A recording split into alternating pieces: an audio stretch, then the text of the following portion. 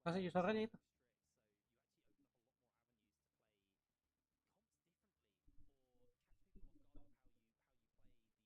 Masih usarannya maksudnya. Okay. Trios, picks and bans. I'm so excited for it. I'm gonna be excited too as we're getting ready here to do the draft before the first game. I'm excited to see what these teams are gonna be picking, and there you go. From everything that you guys are seeing, what stands out, Seb? So taking a look at our first picks, we're seeing SR, OUG, and TJG. They're all gonna be running that Syra, Viper, Justina composition. This is something that we've started to see integrated into the league using the lockdown from the Viper in a lot of a different fashion than we've seen it being used in a traditional sense. That is what I wanted to touch on. Viper has completely changed the gameplay style. So VVV now flexing over to different heroes has left NY7 the opportunity to play the more aggressive Viper. And then with the Justina, you're allowed so much extra lockdown, as well as Hypercube, I just wanted to mention really quickly, running that Monk, Kylan, zipping composition, one of those staple comps that we always see in our games. You're absolutely right about that. And one thing I wanted to quickly add on to that is that Let's go! the format in the first round selection, and because of all of this, they don't have hero points. You know, none of the teams have hero points. So you can see 0, 0, 0, 0, and now Hypercube actually set themselves up in a really good way here, because them picking that and nobody else picking the traditional, this new Transformer comp allows the next set to pick it, so now they're in majority as well. It's a nice little finesse to pay attention to. I think it's really well done actually in the draft. Yeah, so the way hero select is actually very different from we do in solos. It is based off Close you have mending. your hero points. Your first time you pick a hero, it's free to pick.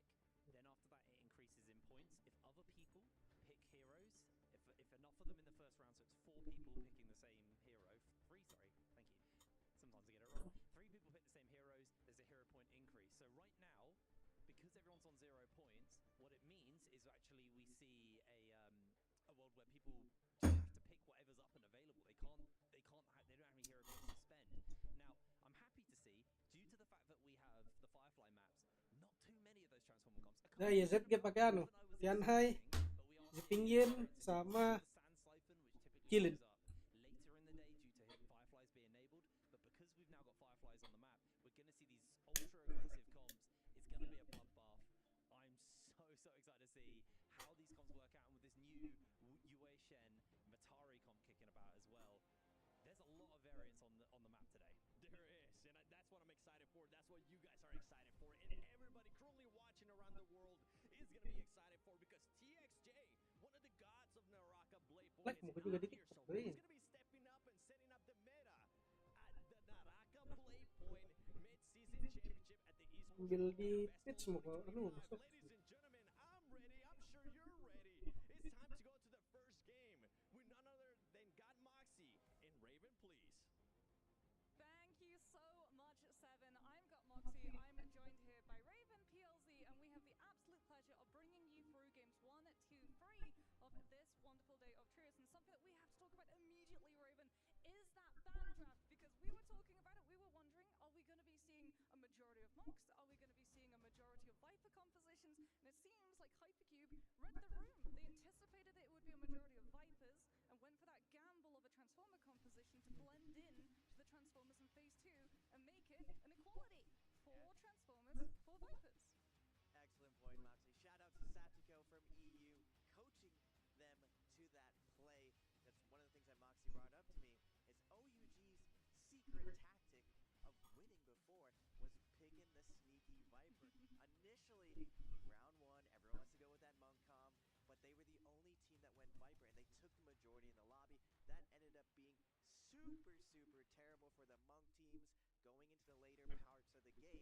Even though they were very scaled up, the Vipers hunted them down, eliminated them, and put them in a tough position.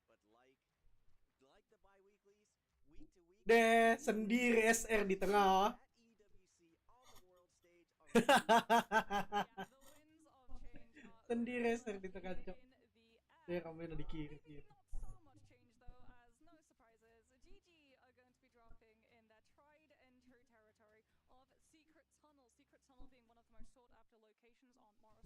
Enak ini 5-2-1 nah. Loopingan kaya sekali di situ, Cok. Nggak tahu apa itu logonya 5-2-1. Kicking off the day, we got ASC off spawn. They're one of the favorites to be taken out of this tournament. They are going to be going one of the global teams, MVP, Hong. All the teams icing off the start. Hong already going to start engaging though. Going to get surrounded here. Popsy, F1. Wah, terperi 2 orang. A stagger onto the UA Sean, trying to lead the charge. Dia pakai matahari, Cok. Hong has him again. Buka matahari, Kurumi. Coming out, but Hong gonna get staggered right now. The weakness of Takeda. Wow! An uppercut, and now Miss is tough, put in a tough position. Hong though, 2v2 situation, Belok. can't seem to hold it down, and now MVP 1v2. has a chance to bring this back to a 1v1. Die. Perry gonna come out MVP for die. and Ada MVP harapan, is Cok. gonna get wiped out as the first team today. Yeah, ASC will be able to walk away with that team fight win, but we're not going to be slowing down anytime soon. Ada Because dia. BRG going to be Nah, itu. fighting as Telesco is able to find a huge Sepuluh. parry coming on through. Small Ultimate is going to ice up some of that pressure, but unfortunately, Die. BRG Tim gua die, haye. as WX98 tries to make magic happen in the middle of his ultimate, but it's not to be. Wih. The parry Kenapa comes itu? through. He's got to use the combo breaker just to try and clear, but we've got a timing attack as the third party from YZG now comes out into the mix, and all of a sudden both of these two teams are on the back foot. WX98 3 kami lagi ya. quite Langsung the turun. backside of the fight, manages to find a huge parry Saya and just telat continues kakak, weh. as a Tidak presence anu, Pak. in the back of the fight with that longsword sending, committing out the focus. Sementara But tik. finally YZG Nggak are bisa gonna be sementara able to tik. turn their focus and deal with the mosquito of that tumult with the LMB coming on out from that dagger at the tail end as OUG they show up to the mix, and good thing for YZG. OUG don't know how many ultimates have been invested. Dia paling atas nih, YZG, dia they guys. start Salah. picking immediately with that Viper V1, and that stun is gonna buy them an immediate pick onto QGG. Oh my god, the drop down, and now the aggression, baby, you leading the charge is just gonna Mati juga ya, absolutely wipe them dibantai down. sama Moxie, the Adi. timing attack Oke. to back to back, and now YZG 3-1 stagger, tidak bisa ngapa-ngapain. and shipped home from OUG. Man, Oh. Perry's gonna be absolutely insane today. Shout out to EWC with these super fast computers. Oh my Tapi god. kurang sekali, Yesus. Tidak ada controllernya, Cok. Outrageous. We just saw non-stop parries that whole time off spawn. Now we are going to be going over to one of the OGs, one of my favorite players, Bound as BBV. Bukan matahari sih, pengen ya, dia pengen. Doesn't have his YZG. TXJ for the first YZG. time. I'm curious, can BBV carry his team to a championship? Because normally it's been that duo dominating Yeah. forever. And who was the true YZG carry? gua Was it bilang. BBV? Was it TXJ? PJG sama OG sama anunya, Cok. Ininya. Kombinasinya. Controller semua. Fights are going to be starting to slow down somewhat as a lot of these teams have been able to win their hot drop fights, pick up those fireflies, get their ultimates, and get those immediate eliminations. If they've lost their hot drop fights, they're going to be scattering and off to the outer edges of the map, not wanting to get picked mid-recovery. GG, however, OG di atas Kisna, agak dua. have been entirely uninterrupted in their presence of Secret Tunnel and have themselves a whole lot of loot because of it. Kyle and Ultimate is going to be coming on through, immediately putting on pressure onto Jiang. Jiang, who on that Viper is actually going to try and hide behind the haystack, but they track the Viper down. They know that the Viper Ultimate is what's going to be really unfortunate for the Tianhai to have to deal with. Tang. You can see that Furfu actually cancels the Ultimate early Tuh, to eye from mati. the stun duration of that V1. They Tapi have bukan dia yang lost bunuh. in the meantime, however, Oh, dia yang Furfu bunuh. gets parried, has to invest the bell for the Dolan 2. recovery of a combo breaker, but now he's Dolan 3, Cok. he's got to try and send out the R&B from the longsword, manages to find it, manages as well to backstep out. Controller itu semua masalah. Tension coming on through, but 43 TGG meninggal have CD. so many of their players. Ah, 3-3 dong. Aduh, udah peri. Syra has to invest the combo breaker, however, the numbers are against the Tianhai, and 3-3-0, it really felt like he might find that turnaround, is not able to make the magic happen. Tahu senang. That's a point for the new school, taking down the OGs. GG. Now we're going to go over to EN 5-1 versus SR. Syra ult's going to be popped. Fat Milk in a tough position, but Krumi ult's going to be popped defensively. Damage is going down. Temi of Ivan looking for a spot for a flank here, but the Chino is going to be dashing through, freezing everyone, stunning everyone. and Kurumi. played by Zhao in a tough position. Habis sudah ultinya Kurumi meninggal. Freezing them over and Oh, over. apa sih? 17S is going to take down Ivan. Now Pambi in a juggle, getting sent across the map. It looks like the call was made. We got to salvage the situation. Mau situation apa as sih? SR is gonna clear Berguna out healer in anjing. the north. Yeah, Kalau one of the dia main anu tuh, criticisms of Kurumi has kalau always di been how stun static terus, the wah, ultimate is. There we got to see one of the punishments, right? You only get one recast, which means that you can move the ultimate at any time in the Kurumi's ult. However, the second that you've used it, you can't use it again. So if you have something like, say, a Temi or a Justina who can actually capitalize on those static positions, a lot of the time what should become a place of safety turns into a much more dangerous position for these teams to be in. Speaking about dangerous positions, it looks like Vida have been able to catch one person as they were starting to trek on over to a Soul Altar and get one of their players back. And unfortunately, Choice, well, made a little bit of a rough decision in terms of map position and gets picked when there's no teammates to peel for him. OUG wasting no time, hopping the Cyber ult, forcing out the Monk ult. SS leading the charge right now on the Viper.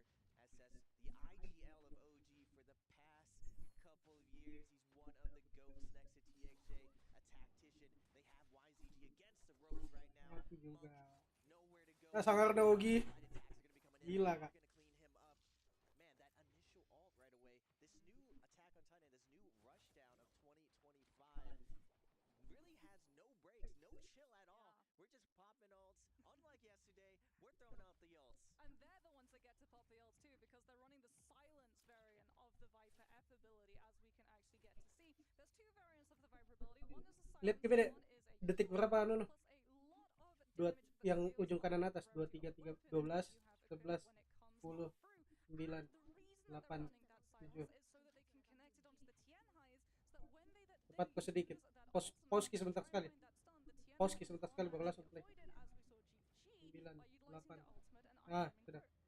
Yeah, every single year, for every big tournament, it always comes down to how people play around Viper.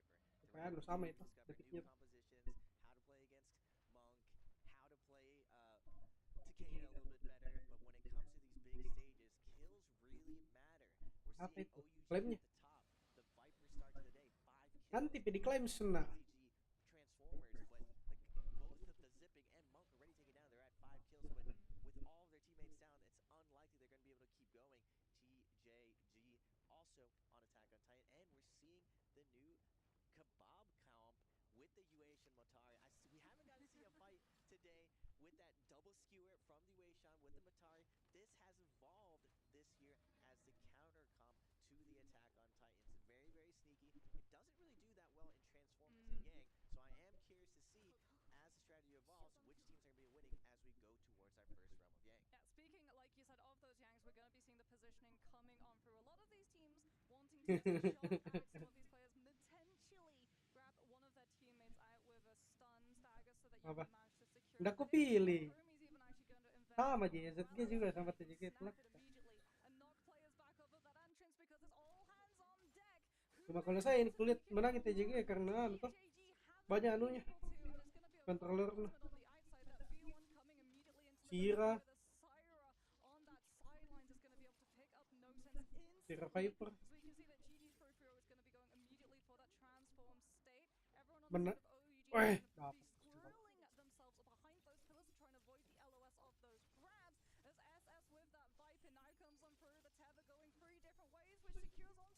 Wah, tas stun ki satu eh. However, the zip heal is there in the form of the S1, and no one is currently down. It's up to the Siren now to come on through and mitigate the pressure of that Kylan ultimate, which is starting to displace these players from OUG.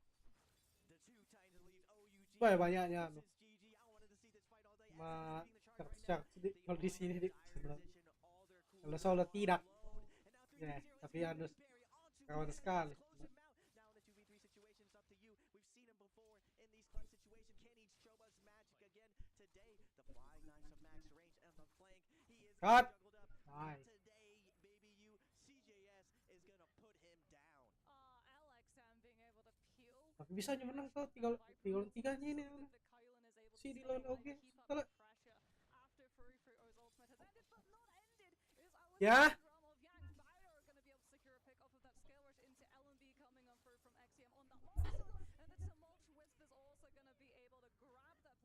And potentially set themselves up for a pick to come on through. And this is really, really big for both of these teams, because Fighter, while they're not running full traditional Transformers, they are running actually two traditional Transformer heroes, or rather, not traditional, because new Transformers gen, and Yue Shen is old Transformers generation. In fact, it's been a good 2.5 years since we've seen Yue Shen in a trios composition, but the reason why it's so important that these Transformers manage to win these realm of gangs is because the damage that their ultimate does and the health that their ultimate has access to scales off of the equipment that they have when they activate it. Yeah, Naraka Trios has really shown the importance of looting up over the years. It started out, just monks everywhere at first, and then over the years, strategy evolved. Wah, ada orang ambil Those are tiang. the highlights of ASE. Wah, SR missed. Bumping into that Justina F. that parry lagi. Crispy parries again. Like all day, Moxie. I believe Oh. you're saying more parries. Now moving over to the global 5-2-1, finishing their Realm of Yang. Outside though, Spirit Row. Weh, ada pakai US, ada pakai US. Versus GG. Both these teams very, very all in the situation, but ASC does have their millions buff. Not really big risk here. Belum dimasuk ke pengidor sebenarnya. Kalau tidak pasti apa aku. Really needs the scaling Kan up. masalah. They really need to claim this for more loot, especially because they are running that monk. They want this loot, but multiple teams showing up to the party. SR is here, DRG is here, GG is here. We're about to have a mosh pit. Justina Dash is going through. Zergold is going through. CJS is in the blender, and he gets shredded by all the flying knives. Yeah, every single team is pretty much here. The teams that won their Yang, the teams that Yang pakai ada. Viper Ultimate Turun. comes along, it's gonna be that stun variant which is about to snap on off, and ASE's missed, gets snapped in half by the RMB coming on through from that pulse shot. 17S is also Melayang. to catch on to GG's LX. Melayang dia. Outsides of that Smolch ultimate too, covered by his Syra beaming to make sure that no one tries to pressure him when he's trying to stabilize. As we can see, Hypercube also going to be coming in with the Justina ultimate in a matter of moments. As Free-Free-O is getting focused. Tang tang. And manages to find Kurumi. ultimate is Kurumi. any form of that healing. The slam down with the vertical on the spear. He almost manages to find the kill, but maybe with the freeze from the back is going to be able to catch him. He has to burn the combo break and try and recover, and that means he doesn't have enough. As OUG coming through with the Viper. Opa, biar diam, diteter sama guru. Microwave beaming past every single person who got hit by the concuss. Yeah, OG with that Yang depletion, Apa they're tuh? looking YZG sisa 2. off here. They are going to Mati anunya. Detik berapa kau? 17, 12, 14, 9, 8, 7. YZG masih ada anu. Tianhai sama anu. Kilin. Ada yang tidak ada warnanya itu anu aja. Dah, TJG naik ke atas. Anu ji. Si pingin dia tidak ada warnanya. The new Attack on Titan variation is the Viper Syra Justina. Well, we're not going to be seeing any lull in fighting right now as the Adidas rolled into another engagement. ASC also going to be trying to catch YZG on the outsides of that zone. The Kylan ultimate has already been forced. The Kylan guard already burned on through. And SR will be able to pick themselves up a scavenger pick onto DRG, something that GG was actually known for, where they would rotate around the map and try and catch players who were looking to recover, buying their players back. If you're new to Naraka, there are a couple of ways that you can bring your players back. You can either revive them on the body, which if you have multiple people actually on that body, it doubles up the cast speed. If you have a Kurumi, the heal tether, the base app ability, can actually tether onto the Ken and revive a player from distance, or you can buy them back with a rebirth charm. But to get access to those, well, it costs a lot of money, and you also don't want to really revive someone in a position instantaneously, because when you revive them, Alin kok kah? without any real Good. everything that they had on that body unless they have Vermilion Birthmight. Penjudi andal. The barriers have found each other. Make it or die. People on the stick and skewer them. The new UA Sean come. I'm not gonna lie, Mox, I'm super Iklan excited. dulu, He's ya. finally back, and he's played a variation we've never seen before. His pure DPS variation, where you can combo and do a huge sweeping attack off of it, and you're gonna get two of them with the Bataro refresh. Now we are gonna go to Rio. Tinggal lagi teman di luar sih. GG versus SR. Bye, Mirror. We got a little bit of a hit of the tuna right before 17S will be following. He's looking for a pillar flank. Not gonna be able to get it. He is gonna pop a heal, waiting for this Viper. All Tas. Justina Dash is gonna be coming in, and his team Terstun anunya Justina gunya. onto average Meninggal. in a tough position right now. Mau kau apa? Mau kau apa? Sudah ada tuh pas dia selesai tadi langsung dianu lagi sama Justin Agu teh. Di frisk lagi. Padahal tidak ada jidara keluar semua. Langsung kill.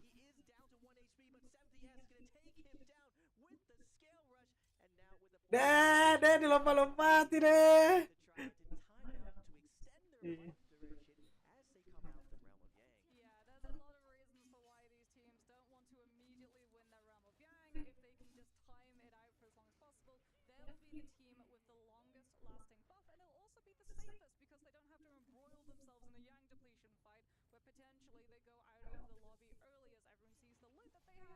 Weh, yang petik udah pakai.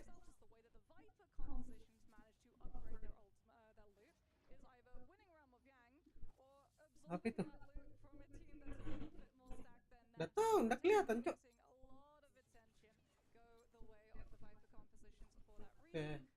Iya, nggak ada yang bir kayak. Iya, nggak ada yang bir.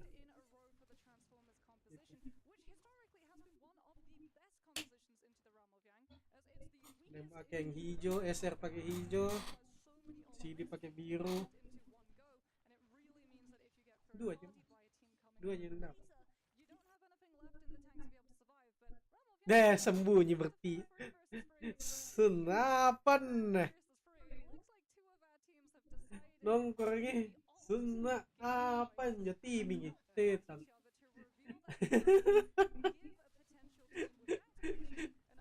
Kelihatan.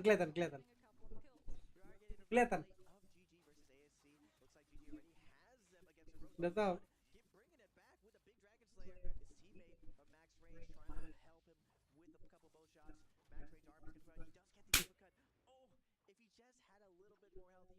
Jangan kau bilang.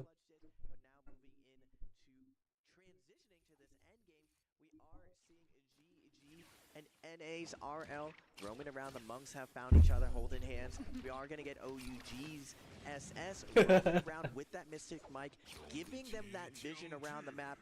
Their goal, when you get that blue buff, is to find any solos and duos who might be trying to rat their way to an endgame. Just because the placement points do matter, but I'm not going to lie, Moxie, the modern Naraka, it used to be very, very common being able to make it to these endgames. But unless you really got your sneaky shoes on, it's really hard to get there. But we did see OUG clutch it up, do it recently. So is that still possible? OUG is going to find TJG on their hunt.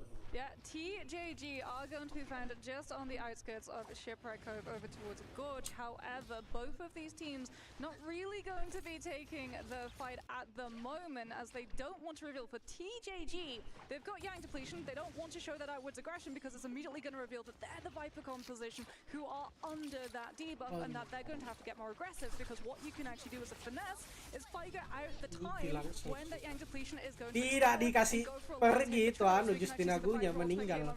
Fix meninggal Justin Agunya. Oh, kira lolos kita. Miss kita di-charge ya, Cok. Bukan teman, tim yang lain kayaknya. Itu ada OUG. And OUG get absolutely burned. When friends become foes, that was so sneaky. They literally showed the vibes like, yeah, everything's chill. Let me just, the Viper just sneaks up right behind OUG and ult in the center team. We are going to get a follow-up. Justina also be coming out. Jang now getting harassed by an enemy. Justina, he flies to the sky, grappling away, but SR, hot on ECL17S, knows that this team just popped their ultimates, knows that they just betrayed. This is not the Viper team you want to be next to. That betrayal, that karma coming back to bite them in the butt. TJG's Jang is going to be taken down by Zhao, and now YZZ putting on the sneaky shoes, hiding in the corner. He is going to be able to get away now that Mystic Might has faded out. Yeah, and his player still hasn't bled out too, so he might be able to backtrack over to the body, and all of the attention in this fight of SR and ASE. Viper ultimate is going to come on for Zhao and trying to manage to find that last little bit of jelas. opening to take down Zhao, but the suppressing Tim namai. fire from the Farrier mech is going to be potentially the thing that finally takes this fight. But He's trying to run into Waterfall Cave so that he managed to have a little bit of terrain to hide himself. And another one of his teammates, who's a little bit fuller in health, has actually been able to step up to that forward position and absorb the pressure and let him get away. Lihat kok tim Hayekos. Mist comes on through with the RMBs on Reinhardt. those, not throwing knives, trying to find the opening. However, we can see that YZG's XZL has timed out, unfortunately, to that Yang depletion. Rico now has to burn the combo breaker. RL sih kan aneh real life. Dia lagi cosplayer. Real life. Kita harus bertahan hidup ya guys ya. Yes, has been absolutely insane on the Justino, like a rocket ship. We are going to be on ASC. Xiao Wen, though, one of his teammates is going to go down. It's made. The call is made. He's looking to damage control and disengage here as we look at the overall map. The congestion of this zone rotation. 5-2-1's coming in with the third party in timing. Bauda is showing up to the party now. DRG is going to be cleaning up this fight as Kakashi gets that last kill. We are seeing a variation of Sand Siphon coming back after a little Tidak bro, bit of saya a sudah hiatus. gara-gara Edward saya tidak mau dulu. Harus kali aja dulu. We've kind of seen her everywhere. She was on Transformers, she was on Siphon, and now she is on Attack. Nah itu Edward gara-gara pakai Wuchen cok. Composition replacing Wuchen. I think we actually got to see as well some teams being very smart. They got some Bisa-bisa pakai very late Wuchen picks tuh. onto ASC's players, which meant that the Apa Soul skill Bloom is still enak going to be buat up bertahan and hidup. available Ultinya semua. before that Nah, spirit minute enak timer comes buat on through. bertahan But it hidup looks like semua. everyone is actually going to be in that zone, so no one is potentially going Rio to enak be just by nah. that Yang depletion. Rio enak aja. Anytime I saw Solo dia Aura dah on the sekarang. background, they're looking Dah ada like darah blueberries dah ada on the darah nyawa Transformers. kedua They do guys. have Yang depletion. They need to find a situation here, and this is the Lihat problem if you kok do not find kills. Sierra yourself ada in nyawa this kedua. awkward position where the lobby starts checking everyone's health. Hey, what are the vibes siapa over lagi? here? You don't the want to ballista. be the weakest link. We do get a ballista shot coming out from Falda, Rico, cuy. just tickling GG on their rotation. Now Bauda does have the white tiger buff. Looking around, checking the vibes with everyone.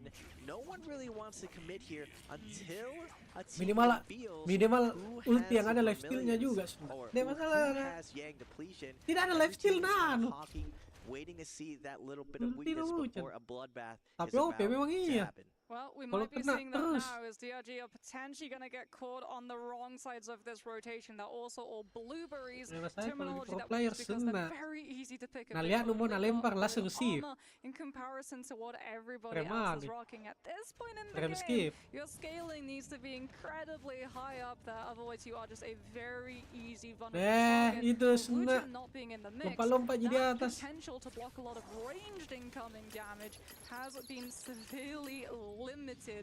So if we see something like a Temi-Wisp go their way, it could be curtains for them in a matter of makasih. moments. It looks, however, like you said, Kasih no kayu, one Max. really wants to make So that good. first move because they know if one fight kicks off, if everyone goes and takes a fight against DRG, that powder keg that is waiting to explode is instantly going to burn into motion. And a lot of these teams don't want to have their hands forced in regards to ultimates because they might ult to win a fight at that point, but then without that ultimate, they'll lose the war at a later one. Yeah, we did see some cheeky plays with the Viper sneaking up and getting that stun. That's the problem. Even though you're standing next to each other, it doesn't mean that you're actually friends. At any point, if things get swirly, a ballistic shot comes down, big damage goes on to one team. Anyone can betray in this spot. We are going to be moving into the 80% Moonbane part of the game. Moonbane comes down, taking up most of the space, and everyone's forced to the corners, and this sometimes excites action. If you get caught lacking in this spot, you could be taken down. HY has somehow survived the situation as a duo. The second a team starts counting how many they have left, look to them to get picked off, but somehow to list... They're playing close to GG. They're costume changing and pretending that GG's Tian High is theirs because we see all of the wonderful cosmetics and customizations that these players have. The players themselves don't.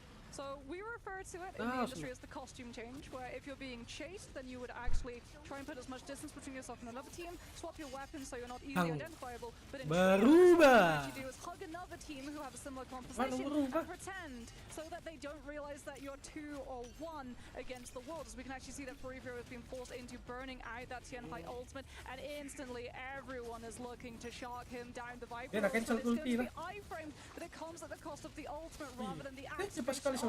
And now he's incredibly vulnerable and relying on his 2 teammates. They're zipping into Kylan to have his back as they reposition. As we can actually see the Fire have moved into prime position of controlling that Spirit Well with the Ferrier mech and the cannon pressure that it can output onto the players around. Interesting. Bauda moved on to the Spirit Wall before GG could set up. GG is known for their Spirit Wall play, but just a couple seconds made all the difference right there as Bauda took control of that Spirit Wall. Now the rest of the lobby is going to be rotating out. GG not going to be all in here. We're seeing Bauda in the kill feed. They did manage to take that Spirit Well using the Ferret to push the monks away, and now Bauda has a second momentum. They get the referee this lobby and see who they want to take out, and it looks like SR is going to get another pickoff as the zone closes. It's getting a little bit too cozy for the rest of the teams as everyone starts unleashing their cannon shots, poking everyone into an awkward position. Everyone's kept a lot of their ammo saved up for this exact position. Look for a team to get really low here for another fight to break out. I mean, I like the fact that the Sand Siphons have actually laid claim immediately to the highest ground. Seb actually talked about it on the desk, that Viper drop down with the ultimate. They love to find high positions and drop down with that V1 so that you don't have the opportunity of hiding yourself out of LOS to break the tether coming on through. So it makes sense that both the Sand Siphon compositions have hauled themselves up into that position to block the Viper comes from having control of being able to do just that, as the rest of the space has so many corners, so many walls. The Viper ultimate isn't going to find as much value as if we were ending on somewhere like Sunwing, which is famed for the verticality that it brings to those final zones. I'm surprised. Lihat pas na survivor na. As a solo, Kylan keeping EU's hopes alive in the corner, but moving to the south, GG, the Titans of the lobby. They're known for this endgame. They're known for being the maestros of endgame. They have so many wins in their back pocket. 3-3-0 on the Monk. Looks like they're going to be claiming this house, trying to avoid all of the possible AoE damage. Out of sight, out of mind. Unfortunately, though, the cannon shots are going to be chipping them through the wall, but they do manage to slow things down. Even though the cannon shots are coming in, a lot of these teams want to hold their ammo down. 3-3-0 is getting very, very low, and on the outside, Rico with their Vipers waiting for that exact time to get that Viper on, and unfortunately for Taliska, he is going to get caught out. Iya, tak buka Viper nih. Tak buka juga anu Temuts. Iya, pasti ya. Mati yang ini. They're in a tough spot between the Tembi wall. Di dalam rumah lah. Wah, ada lagi ya, ada Kurumi. Enak. Enak Kurumi sudah di dalam rumah begitu. Cannot ult in here, and 521 is going to steal the house away from GG. Tapi cepat sekali dapat ultinya, Cok. Bisa buat zona terakhir. Bisa di-pull dia lagi tuh. Harus semuanya.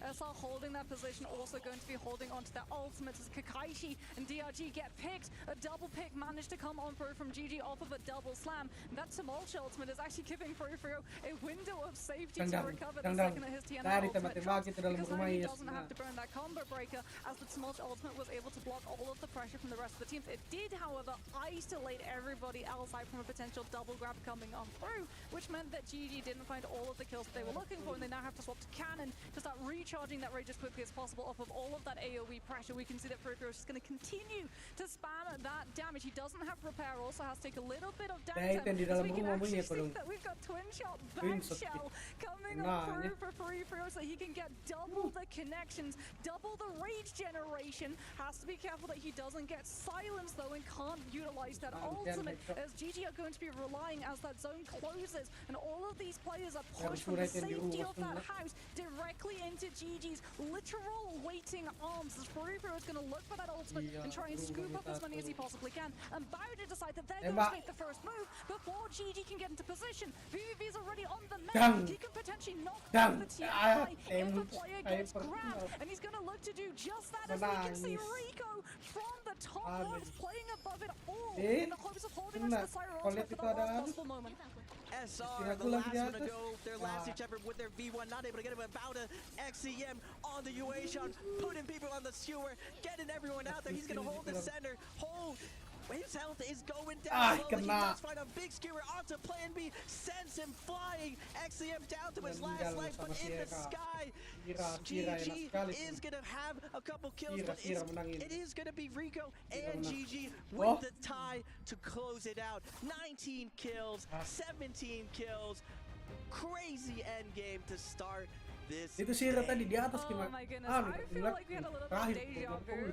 Back when, you know, we had that rule change where it was only the last team standing that got the kills. And a lot of teams actually, if they knew that they weren't going to walk away with the MVP, they would purposely leave one of their players alive really pettily, just to make sure to deny the kill score multiplier, especially on these bi-weekly finals, or potentially this EWC title coming on through, where it's so important for kill score multipliers that these teams boost their points up and can hit that match point threshold as quickly as they can, and that's exactly what Rico did on the side. Which the following teams will absolutely rank everything so that he didn't get forced into running his ultimate and could hold on to it for when the zone collapsed, and he could go toe-to-toe with the sustain that GG's Transformer composition could bring to the table. We are going to be taking a short break, ladies and gentlemen, but we'll be right back for some Naraka trios. Do not go anywhere.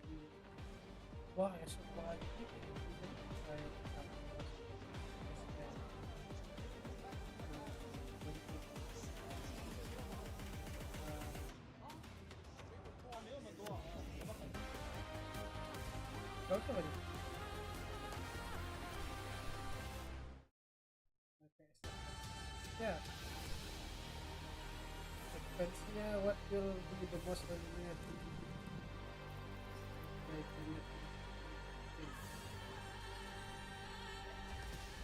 Yeah.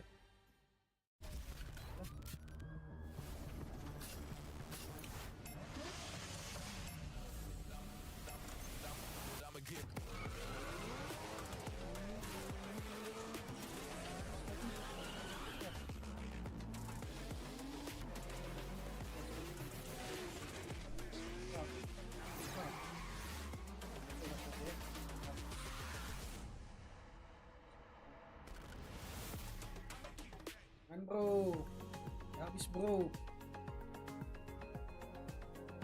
Bro.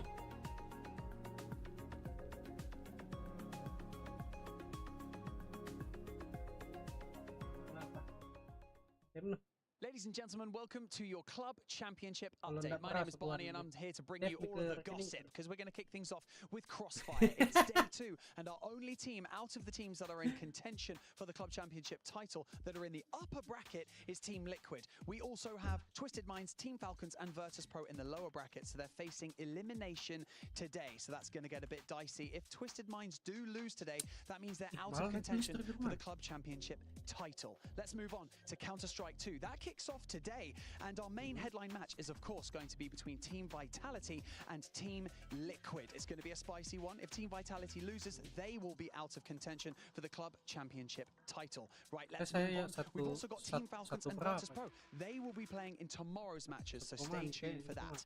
Now, Street Fighter 6. That starts today as well. No eliminations or points are to be gained, but our round of 16 will be solidified and they will be awaiting their opponents. There's still loads to happen. We're still early on in the day right now, so we'll check in with you later to give you an update.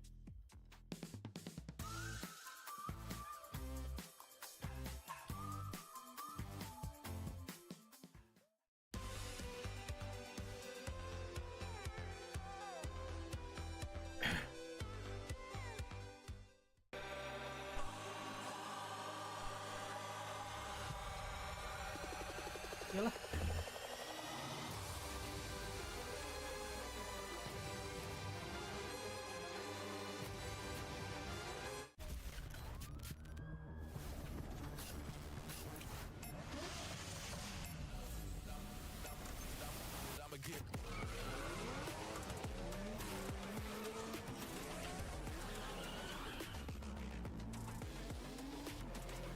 Ih, astaga. Biasa, aku kita.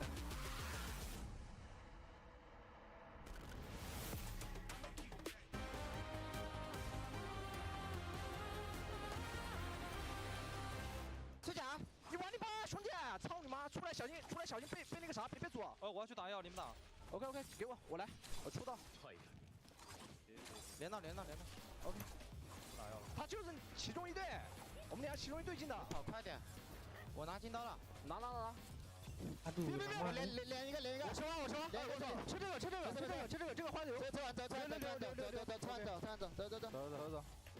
还是收完，几个头这波？我没拿头，我拿了2。我知道。 Eh, 噜，全是我的，都自己想，全是我的。平了应该我们平了。我们多少？我们21分。Nice。 We knew the action was going to be hot, and boy, did we get some action right there. But before we go on with Naraka BladePoint, we got to talk about the club championship here at the Esports World Cup Festival. Mentang-mentang sudah dapat 39 detiknya. Langsung bilang 48 detik that team had at winning the EWC club. Oh, It's sudah not kah? going to be happening. But now let's go back to Naraka BladePoint because man, what a match to start off with. We had Sudah kau dapat SR. 40 detiknya. 19 kills, Dunk. That's just ridiculous. It really is, isn't it? You know, we were talking about it, you know, solos yesterday. It was incredible. It was so amazing to watch, especially those final moments. And then today, it's a different beast. You know, we love to see trios as well. There's, you know, I got a lot of love for both. But SR coming in at the very end, able to make it to the very last moments. For those of you who don't know, when the storm counts down, when the timer in the top counts down to 0, multiple people, if they're alive, they draw. No kill multiplier, and it makes a huge difference. Oh, Hipbrain, I see you shaking your head there. Anything you want to say about that draw at the end? I mean, that draw was crazy. I'm sure both GG and SR are sad that they didn't get that kill multiplier off that because they both had a really, really big round points. It was 19 for SR and I believe it was 16 for GG. I'm happy to be proven wrong because I put GG on my power rankings. I said earlier that they're a team who normally scale into the end of the game, end of the day. They kind of pop off in the later half of the day. But this is a solid start for a team who are normally slow to warm up. And they're a team who've always been incredible in final circles. That has been their major strength. They get to those final circles and they know how to pilot it. They have 3-3-0 on Monk, one of the best Monks there's ever been, alongside like the likes of Eagle. But he got his Monk, he popped off on it. I'm a Tian High hater, but I have to admit, he looked real good. Let's not get into hating yet, all right? Looking at the match ranking here, Seb, anything that currently stands out, and don't worry, we'll get a chance to talk of some of the other stuff you definitely want to talk about DRG. Taking a look at the scoreboard, we're going to be seeing SR coming away with a 21.5 game score, putting them in that first place position. Chengdu's GG Esports Club are going to be hitting that 19.5 in second place, with Bauda bringing up that third place podium position at 13.5. Taking a look at ASE, they've got 10.5, and Tianjong Gaming going to be bringing that up in 5th place with 9.5.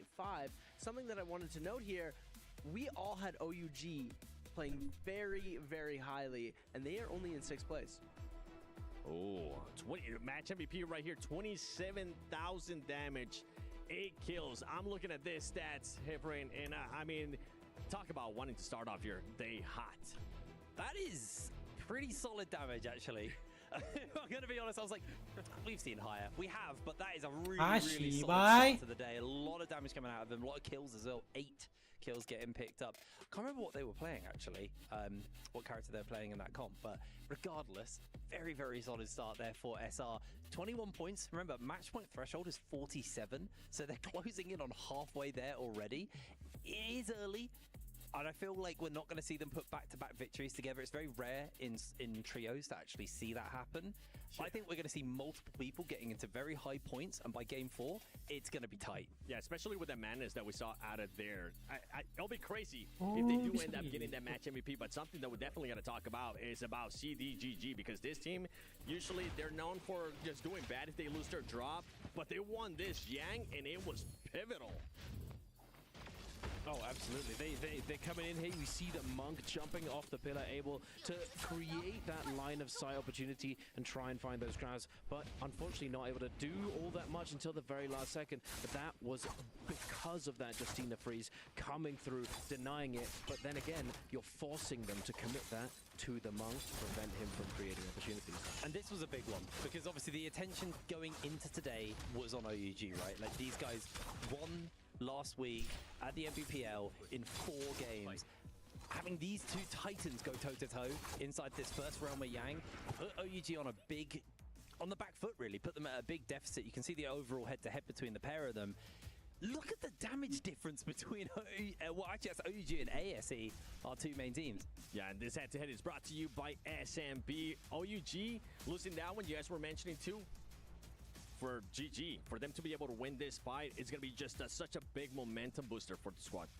Yeah, and it's unfortunate to see OUG underperforming in game number 1, and I do think that first Yang was the most pivotal point when it comes to their performance in the gameplay. If they were able to make more strides into the rest of the game, they would have had a little bit more coming through, but being on Yang depletion after first Yang, it's a lot difficult to regain that kind of footing. I mean, we've been giving out notes this whole day. I think it's time we go to a little bit of some Dr. Notes brought to you by Dr. Suleiman Al-Habib with none other than Raven and Creatives. You want me to start or you want to start? Nah, you take it away. Hello, guys. My name is Dr. CA. I'm here with a fellow doctor, Dr. PLZ. My notes are saying, Doctor, today that GG, they're on their last leg right now, but they're going to revitalize this league, and they're going to take it. They always start out slow when a new meta, but they're going to go and dominate today. The other hot take, though, the youth of the league, Baby U. All my notes say the youth is going to be taking it. He's going to show that baby face and absolutely dominate today and do it 2 times. My notes say differently. OUG and DRG being one of the 2 veterans in the league here in the MSC as well, being able to compete. I think they have a good chance to take this MSC championship home today. I mean, it's going to be up for grabs. I'm excited to see what's going to happen. We have a bunch of games lined up today. Today's going to be a really exciting day, just like yesterday. So let's see how the games go. That's right, Creatives. We're going to have some intense matches. I mean, we just saw that finish there. You guys are talking about maybe SR not getting another MVP. But you, Seb, I see you, that we're giving out their hot takes, their Dr. Notes. You got any hot takes out there? I've got an incredibly hot take, and this could go one of 2 ways. It could go incredibly well, and I love the long shot. We love betting on the underdog here. I think we're going to see Hypercube placing in the top 3 overall. That's it. That's my hot take. They're going to get themselves into the top 3. They had a little bit of a slow start to this game. 6th position with 2 eliminations. So they're not doing too great so far, but I definitely think that they're going to be able to bring it back. Okay, all right. I'm just seeing that both of you smiling, so I feel like we have to be fair here. I'm going to go with you, Duncan, first, because you were like, oh boy, send it to me, Seven. Yeah, no, that is certainly a hot take, Seb. I like it, though. I like it. You know, Hypercube coming from EU. I've been playing against these guys for a long time. I know all of them. You know, first time I've ever seen them all in real life, but definitely, you know, they are solid players. Top 3 is spicy, though. I like it. I like that energy, and I hope that they do very well. And the fact that they were still alive, we also had the NA team. We had multiple, you know, all sorts in that end game. So anything's possible today, ladies and gentlemen. I'm hyped. Let's go. With the way you were smiling at me, I thought you were gonna come in and say, I disagree. Oh no, you know, no, maybe Hairbrain, or do you have your own hot take? My hot take is we should put Seb to bed. I think the heat's got to him, man. There is no way. I would be surprised if they make it out of bottom 3. And I'm not being mean here, but I really have a lot of faith in the CN players. I'm sorry, buddy. It's time for you to put the mic down. We're just going to have to wait and see. This is the global team's chance to get revenge for solos, and I think that they're going to be able to make waves and make it happen. They've got that energy. They just need to get the ball rolling. As soon as they get one good game under their belt, that momentum is going to carry and the global region teams are going to come out on top. Relax, Hypercube, all of our global teams, MVP, 521, we are going to be seeing them do very well in Okay, this well, tournament. you threw that one out there. Let's kind of talk about another global team that is now part of the MBPL, and it's none other than VN571. It's known for being a consistent team. I feel like they had a good showing here in the first match. Dunk, I'm looking at you. How are we feeling with that team? 5-2-1, definitely really solid. You know, we've seen them playing in MBPL on that stage for quite a while now, and they've been stepping it up every single week. You know, early on in this year, it wasn't, you know, the tippy top, but, you know, previously, last week, they were first placed overall after the second game. So they've definitely done something to level up their game. Oh, we started off the draft. You can see VN521 Esports, their picks right there, Hip Rain. Yeah, it's a lot of the kind of crowd control heavy comps, the ones that will bring a lot of CC to fights, lock people down, can be really hard to deal with in those late game circles, and they're actually probably one of the harder teams to third party into unless you time it right. You need to make sure that you see the big ultimates get used and then jump in. But if Yuashen still has the Terracotta Warrior in the pocket, then it's very hard to deal with him because he can buy so much space for his team. A character who typically was played in the original Transformers comp as, hold on, Bowder, they jump for a Hardy? Oh my goodness. Spicy. You know, for those of you who know, or those of you who don't know, Hardy was a force to be reckoned with for a very long time. He dominated the meta, solos, trios, everything. But then he got severely nerfed and he fell out of the meta. You know, his face was on the side of a milk carton. Have you seen this man? He was nowhere to be found. But now we're seeing him come back, you know, a little bit here, a little bit there. You know, we saw him last week, once or twice. Is he going to make a splash today? Maybe. Post-nerf Hadi is absolutely cooked. There's no way that the Hadi teams, and I'm not saying this just out of my own personal opinion, I'm saying this because watching these games when Hadi plays, they do not perform well. Maybe Bauda has some secret tech that they've been waiting until the EWC Mid-Season Challenge Championship to bring out. And we're going to be taking a look here at Hypercube, and look at this across the board, almost the exact same comp. I'm not going to laugh in the face of innovation. We've seen multiple times where people have pulled it off here, in the MBPL at least. I think that Hardy might be a bold pick, but it's Bowder. If there's one team I trust hit this tournament to pull something crazy out and play it well, it's going to be Bowder. But like we expected, a lot of similar picks in all of the orders there. Oh, we got some surprise picks from you guys. You guys are definitely surprised by it. We got that action in game one. I know we're ready for game two. So God, Moxie, Raven, please, how are we feeling about some of these picks? Thank you, Seven. We are feeling excited at the major shift of this meta. Viper, at the last second before this tournament, has shifted into that first pick, and we're seeing the success of today depending on how you're playing the rush down comp of Naraka.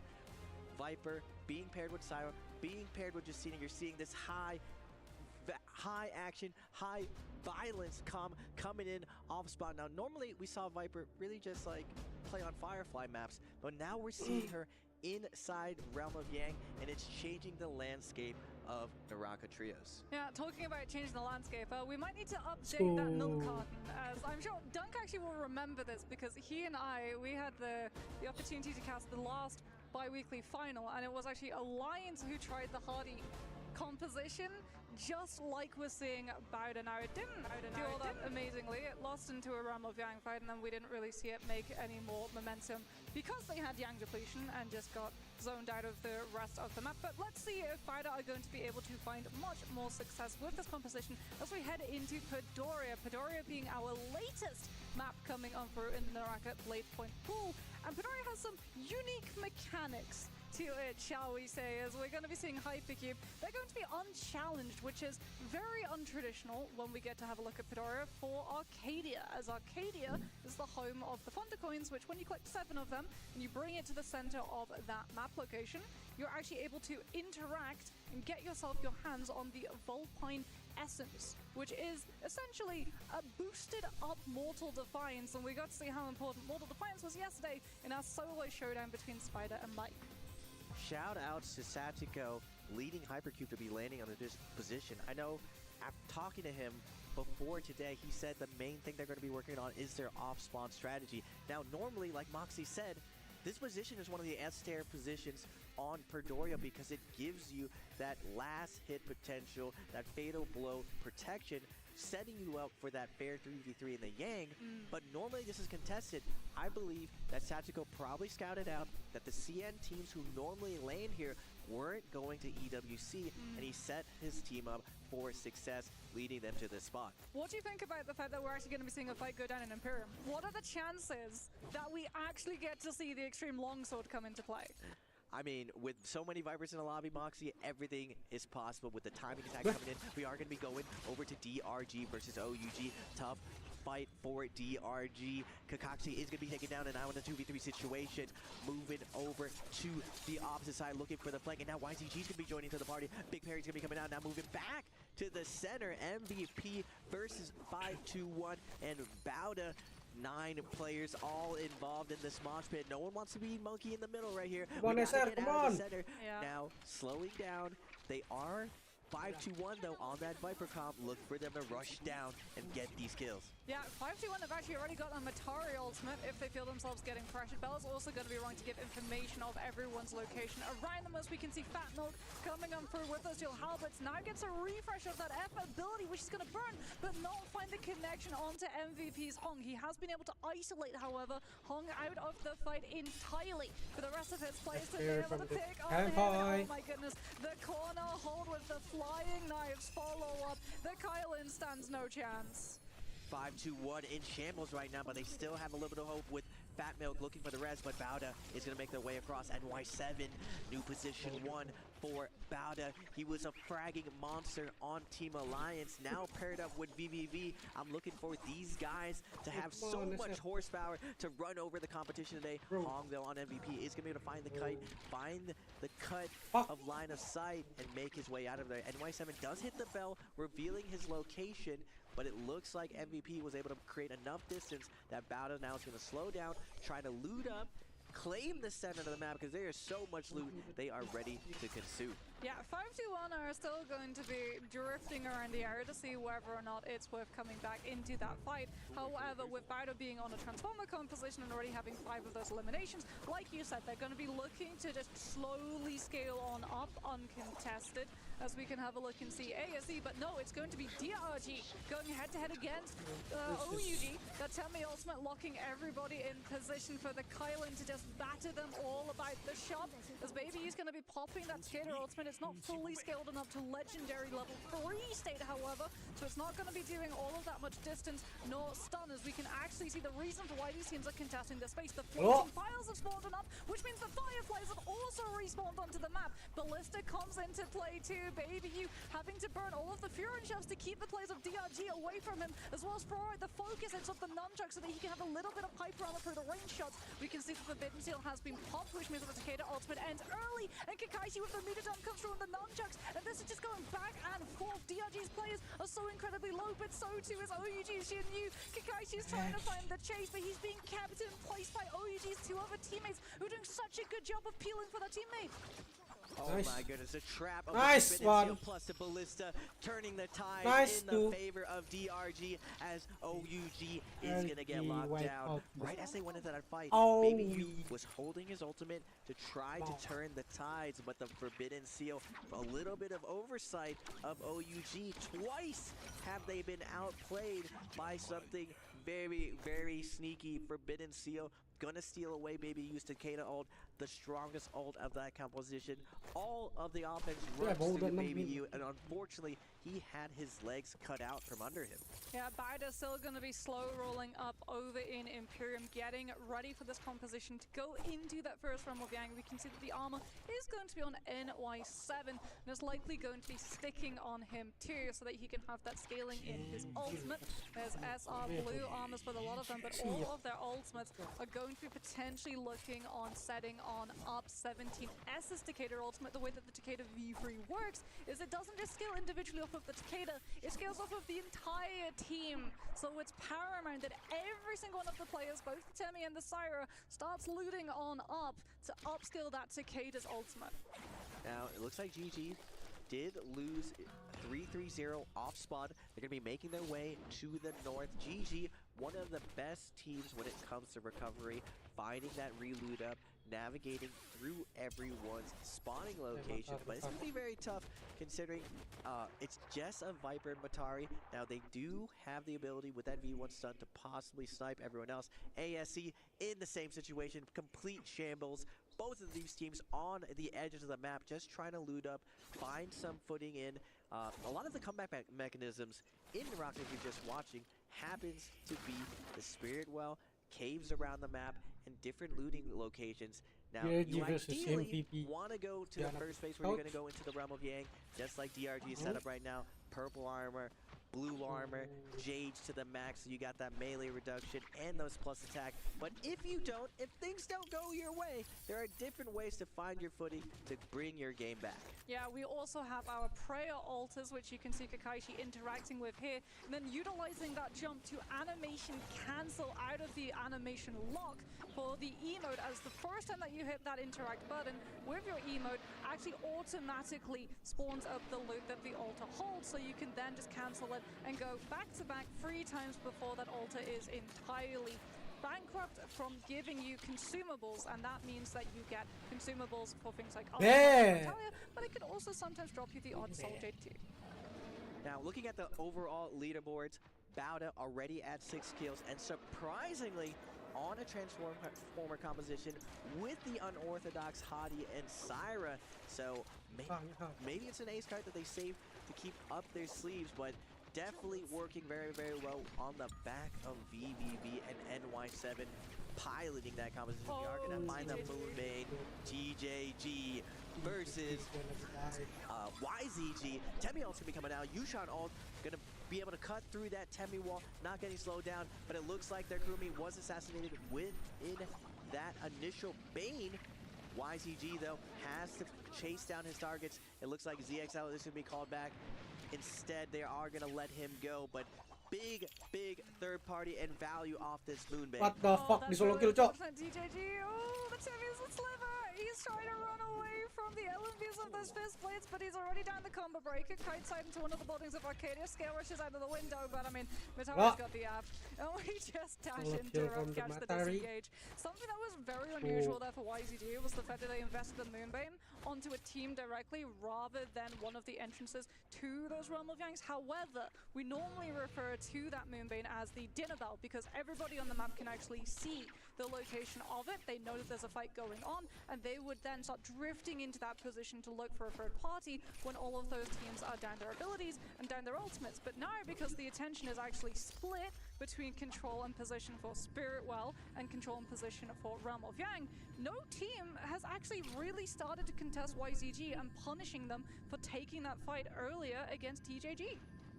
Now, we are seeing SR and Bauda setting up for the Realm of Yang. Very, very cordial, but nice single file to go in, no shenanigans. We are going to get to see the first Sand Siphon versus Transformers. I always say every meta has a Viper, has a Temi, has a Monk. I'm excited to see where we've taken Transformers versus Siphon. NY7's going to lead to charge with an ult in the middle. SR, though, going to use the pillars to line of sight, getting away from any of these dodges. His teammates need to create some space for him. Syra ult's going to get picked in response to defend his teammates. SR17S gonna be cooking the legs of NY7. Get off my legs. We're gonna be hopping out of here as SR is doing a really good job of denying this Monk's value. Rico saying you can't grab me, but 17S is gonna go for a ride, and now it's SR's turn to go on the offensive. Yeah, trying to find that 2 versus 1 isolation fight, but the Decatur ultimate is doing a very good job appealing for that Syra. Unfortunately, that stun does manage to come on through from the other side, catching out both Rico and 17S. As we can see, the later Syra ultimate coming on through from their opponent. Temi ultimate, a sniper from Jai trying to give SR a window of opportunity, but that Syra still gets to go through the windows. However, the shield has now been broken. Bauda out of that Syra ultimate, and we go back-to-back combo breakers, but the aerial dash keeps the Syra up in the air long enough for the follow-up to come on through, and this is just a matter of crossing the T's and dotting the I's, as Bauda are just going to be playing with their food. Yeah, Bauda sliding uppercut on the pull sword. Victory lap for them. VVV leading the charge for this team. Bauda is looking unstoppable with just the amount of DPS they're able to put out, the amount of just insane carries on this team. XCM also a carry coming from Wolves. Oh my goodness, this team is super stacked. I'm wondering really how they're going to play these end games, because TXJ was definitely the general to VVV for these end games, but they have won so many end games, only second to GG. So going into the later part of this game, I'm looking to see what Bauda has cooking for us for the rest of the day. I tell you, when we did the talent show earlier as a cold open, some of the players were really bad at the keepy uppies, but in the game, the keepy uppie potential is incredible, especially with the aerial dash extensions. As we're going to have a little bit of downtime, as all of our teams with Yang Depletion are going to be splitting on off, not immediately going for the revive. We can actually see the top left corner of the screen. 21 players alive, 12 players currently in soul form. You don't immediately want to revive, as you can utilize your soul form, still see players and get a better lay of the land for where a potential better composition to fight into will be. So we can have a look and see, ASC getting the win against DRG with that jump LMB coming on for just finish off that last straggler, as now we get the Yang Depletion fights. That Vermilion Birds Might is going to give ASC all of the confidence to invest their ultimates. Han, unfortunately, has been zoned out almost immediately by the Smolch ultimate, which is going to be able to block the grab potential coming on through from this Tianhai, and his ultimate is about to be over. Kylanol comes on through from ASC's miss. Was almost able to find a grab, doesn't manage to find the time for it, and now has to go in and play off of that disruption sent in by his Kylan. Jabbing is revealed on the staff, no animation. You just have to 50-50 gamble parry time it, and ASC's hand is going to be an absolute menace in the back with all of those hits coming on through before Hypercube are ready to take them. Hypercube holding their ult for as long as possible. Kato ult's gonna be popping through, but Han is doing such a good job with this jabbing on the staff, doing so much damage, back-to-back parries, and now the ultimate is not gonna matter for Hypercube. Taliska's gonna try to fade out, try to find a focus tag. He does get a parry, a moment of hope for Hypercube. More of the 5-6 gonna be popping out. That Red Jade gonna give him a bit of health, but it's not gonna matter. AST is too safe with it, covering the parry chances. They are gonna take him down. Valiant effort by Hypercube. We're going to be seeing a zoning Viper ultimate coming on through. VVV actually going to be able to dodge it by hiding inside the invisible bush. The purple bush does cut LOS, so you don't have to worry about that Viper tether. What YZG has to worry about is the uppercut extension off of those fist blades. VVV, however, is overextended now, and he goes a little bit too far away from his team. Vermilion Birds Might was there, and it does feel like Bauda actually took this fight aggressively so that they could guarantee a reset before that buff ran out, and they didn't actually lose a player after it had been burned through. Unfortunately for YZG, Bauda did burn all their ultimates down. Just GG know that YZG is naked. No ultimates to their name, but it looks like YZG is going to be peeling off as second gank is going to be coming up. Now, looking at DRG coming in to 5-2-1. They're coming in very, very aggressively. But 5-2-1's just like, we don't mind. We got our homies here, OUG as well. You better back up. But GG's going to be coming up with a flank. Got to be careful. So many Vipers here. Fat Milk gets wiped off the map in a second.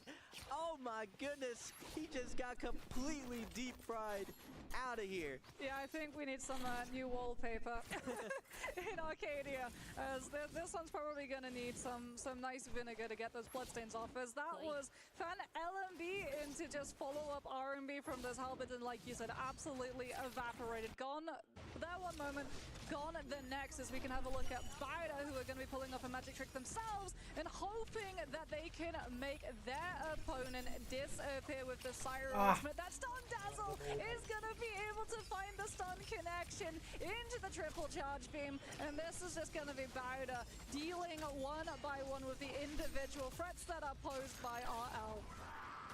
Oh, no. We're watching RL just get cannibalized right now.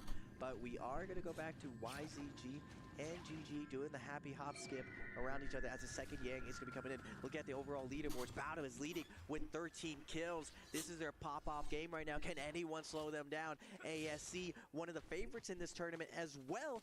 Gonna be trying to be the bump in the road, but NY7 posting up, looking to ult. Han matching right here, boxing matches before these two Titans, both of them going for a grabber now, looking for the hip jump, not gonna get it. Stomp is gonna get denied by the punch. Han gonna eat some hands from NY7, get off me. ASC's missed, looking for the scare watch, trying to find some openings to get a grab for his teammate NY7. Nice side from NY7, gonna dodge a jump from Han. He does get one grab up, big heal's gonna be coming through, but ult is gonna be running out soon. But unlike the other comp, we are going to see, Moxie, how Hardy's going to be doing here. Yeah, Hardy comes out, but so too has Kylan come down from the other side to be able to keep up the pressure. VVV Cyrus isn't going to be pasang OG lagi yang naik. It's just going to be ASC now potentially taking down the Tianhai, having to watch out for the stun dazzles on the sidelines of this Cyrus. Eser 9 mikil na cok.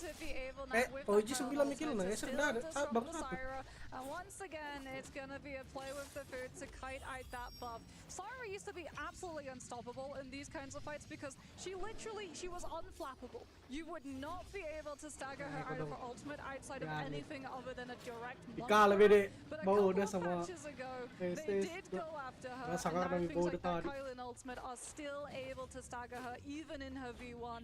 So unfortunately for VVV, yeah, Bowder are just going to let him go back and forth between the pillars and do, well, nothing much of anything else. BBB not even going to heal up, try to do a cheeky timeout right here. If you do tie in the Rebel Yang, he could possibly put them in a terrible position. If anyone can do it, it's VVV. No, BBB is like, nah, we're not going to go for the BM. I see respectable gentlemen, BBB. Me personally, though, we're for sure healing up, letting them know, hey, man, you can't be caught lacking here. We may take you down, but look at the overall scoreboards. Bowdo was just like, absolutely dominating these scoreboards. We are going to see Draco Storm come out. We haven't seen a lot of Draco Storm in the past. A lot of times teams opt to go White Tiger since Draco Storm was nerfed. So a little bit of a meta shift again at EWC. People pulling out all the stops, getting sneaky strategies, and we are going to move over to GG and YZG with the White Tigers, bro. Yeah, YZG, like you said, with that White Tigers, potentially going to take blows against GG. But it looks like a truce has been somewhat cold, as everybody just wants to make sure that they have enough resources before we go into these final zones. The less of the map that these teams have access to, the less resources, because they've already been picked clean by others that came through previously. So when we get to these really jam-packed 20 players in one singular space, the only way that you can start picking up anything new to keep your health bars up is, well, absorbing it from the cans of fallen players. And that's why we're going to be seeing a lot of these teams really prioritize stockpiling up things like the repair kits so they can have repairs for their cannons, and also the armor powders and vitalizers. We can have a look at the replay coming up through OUG here with their Sun Siphon composition. Immediately the Tumult ultimate looking for the isolation, the follow-up with the Furin shoves as well, as the staff stagger does come on out, but he's able to just go for the double roll reaction to avoid getting full staggered, and OUG will be able to come through on top, picking the much mortiform meta coming on through of that Mystic Might buff. We are going to go over to 5-2-1 and OUG rotating over. And one of the things we saw today, during these lull moments, we saw OUG fall victim of you think we're friends right now, but if a Viper gets close to the right person that she wants to silence, she wants to get that 5-second stun on, you could get caught lacking. And if I'm any team and I'm looking, my coach was watching the feed, he comes back and is like, we can no longer trust these Viper positions, just because for the first time in Naraka history, Vipers are consistently going into the realm of Yang, and now we're getting these Yang depletion weird situations that potentially a Viper team could have Yang depletion, so they're willing to all in you out of nowhere, and we're seeing the red squares indicate who has Yang depletion. Unfortunately, It's NA, RL. They do have Most Yang, but they valuable. are at 6 kills. If they do that same Valuable sneaky apa play as sih? SR, they can find themselves in a good position. And again, they are finding one of the Titan teams right now. They are right next to GG, and GG doesn't know that this team has Yang depletion. Yeah, no one wants to get Julius Caesar. It was what, 57 knife wounds? I think was what ended up taking him. It's not exactly 57 knife wounds as much as Viper ultimate, meaning that you can do much of nothing else as you watch your health bar 100 to 0 in a matter of Sangar like ini 3 spek moments or nanu so. lah. But as we can see with all of these teams with the Yang Caster depletion, na. they've all been drawn Iyo. into the outskirts of the Internet na. Imperium, which Manas is na yang normally the casternya setup map. masalahnya. The zone is actually going to be forcing a lot of a reposition to Kalau come internet kayaknya on through. bisa We're jadi enggak, actually going to karena get to bisa see dikasih one jadi team lokal tuh. put into the pressure by enough players around them that they're forced to Cuma burn the anu transformer na iya. ultimate, and we can actually see the full Efeknya. jump investment. He's not looking for grabs. NY7 is in full disengagement mode, and I think he's taken it upon himself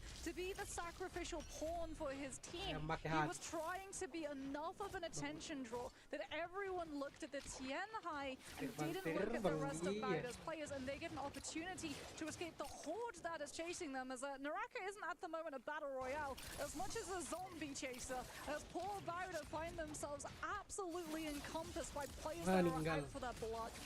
Yeah, Bauda also in a tough position. Yang depletion to them. Nice job from RL to pick the perfect team to attack. The Viper team's all looking around them and licking their lips, ready to claim some more kills. Bauda's BBB, last one left side, standing, trying to find the staggers on to these attackers. He is going to find GG's LXM though. Ih, tidak sempat ambil anu. Oh, sempat itu To ambil. keep this fight going. BBB has Sempat, ya. 27 Kena yang depletion in masalahnya. his inventory. He could possibly Anu, resist sudah here. mati He is tadi gonna tuh. back off Yang this dia, as yang YCG and RL is gonna be rotating and picking those bodies clean of all the loot. RL able to get a ton of money off of here. Even though they have the Yang depletion, they can back off here, possibly res their Justina, and it looks like you see their plan B grabbing that res to res their Justina. Nice job from RL to clutch it up in that tough situation. Is about to run into 5-2-1. No, VVV. We're about to see him pop up, I'm sure, on the right side of that kill feed in the wrong potential moment. As it does actually look like he's been able to survive and still kite out 5-2-1. As we're going to have a look now, that Yang depletion is going to come on through and hit both ASC and DRG as well as 5-2-1. So a lot of these teams going to be hand-forced into having to use that aggression, and DRG are definitely going to be the opponent that everyone turns on to. As, well, other than ASC, they're the only Transformer team still left. For ASC, they don't have Yang depletion, but it looks like with DRG baru sekali they're hilang. not going to be able to have that Yang depletion for long. They have been able to find the clamps. ASC's miss going to be fading out, and they have Mystic Might. Another great thing about Mystic Might, we talked about the buff being used to give you that ESP, seeing everyone around you, navigating this really, really congested side of the map, allows you to see which compositions are around you. You don't want to wander into the Viper territory. You don't want to wander into the Siphon territory. You want to stick to your side of the map as the zone closes. Now we are going to see OUG. They're looking pretty stacked on their Sand Siphon. Baby U, he's had so many clutch moments on that Takeda just because that character scales so much going into the end game. The ultimate gets stronger and stronger, basically making it a mini Viper stun. And now that he's super empowered, we are going to see how this endgame's going to play out. We have a cliffside endgame, and this is really where Takeda shines, because they're able to hold effectively to cut up the map. It's going to be really, really tough for these monks to find value looking for grabs going into this endgame. Yeah, those Temi ults being able to just force you into either playing closer to zones, so the Furin shove pushes you out of it literally, or like Raven said, cutting up that map so that you have less access to space, get potentially kited onto another team who are then going to engage against you so that you can take control of that territory. As we're going to be seeing the Moonbane coming on through, and now we get the player stacks. No one wants to be in the middle, no one wants to take one hit of those AOEs. See that OUG get a little bit too close for comfort. Throughout a Cloud Weaver, just so that OUG understand if they did try and stack up and play buddy-buddy, someone's gonna get nabbed up into that Soul Jade. Looking over at Moonbane, that 80% Moonbane coming in. It just takes up 80% of the map, forcing everyone to the gara-gara edge. ada apa masih ada So where punya a little gua. bit of drama involves if you wander into the wrong spot, but it looks like everyone's going to position correctly. Sitting, DRG, OUG, the Takeda, and it looks like one of the monks. This is wild. Yeah, the Sun, Siphon, and Transformer teams Yeah, there's a little bit of... stacking with each other. Because, I mean, if you count 1 Viper, 2 Viper, 3 Viper, 4 Viper. Ooh, Ada yang kena. Ada yang kena Moonbane. Ada yang kena Moonbane. Ada yang kena Moonbane. Apa sih?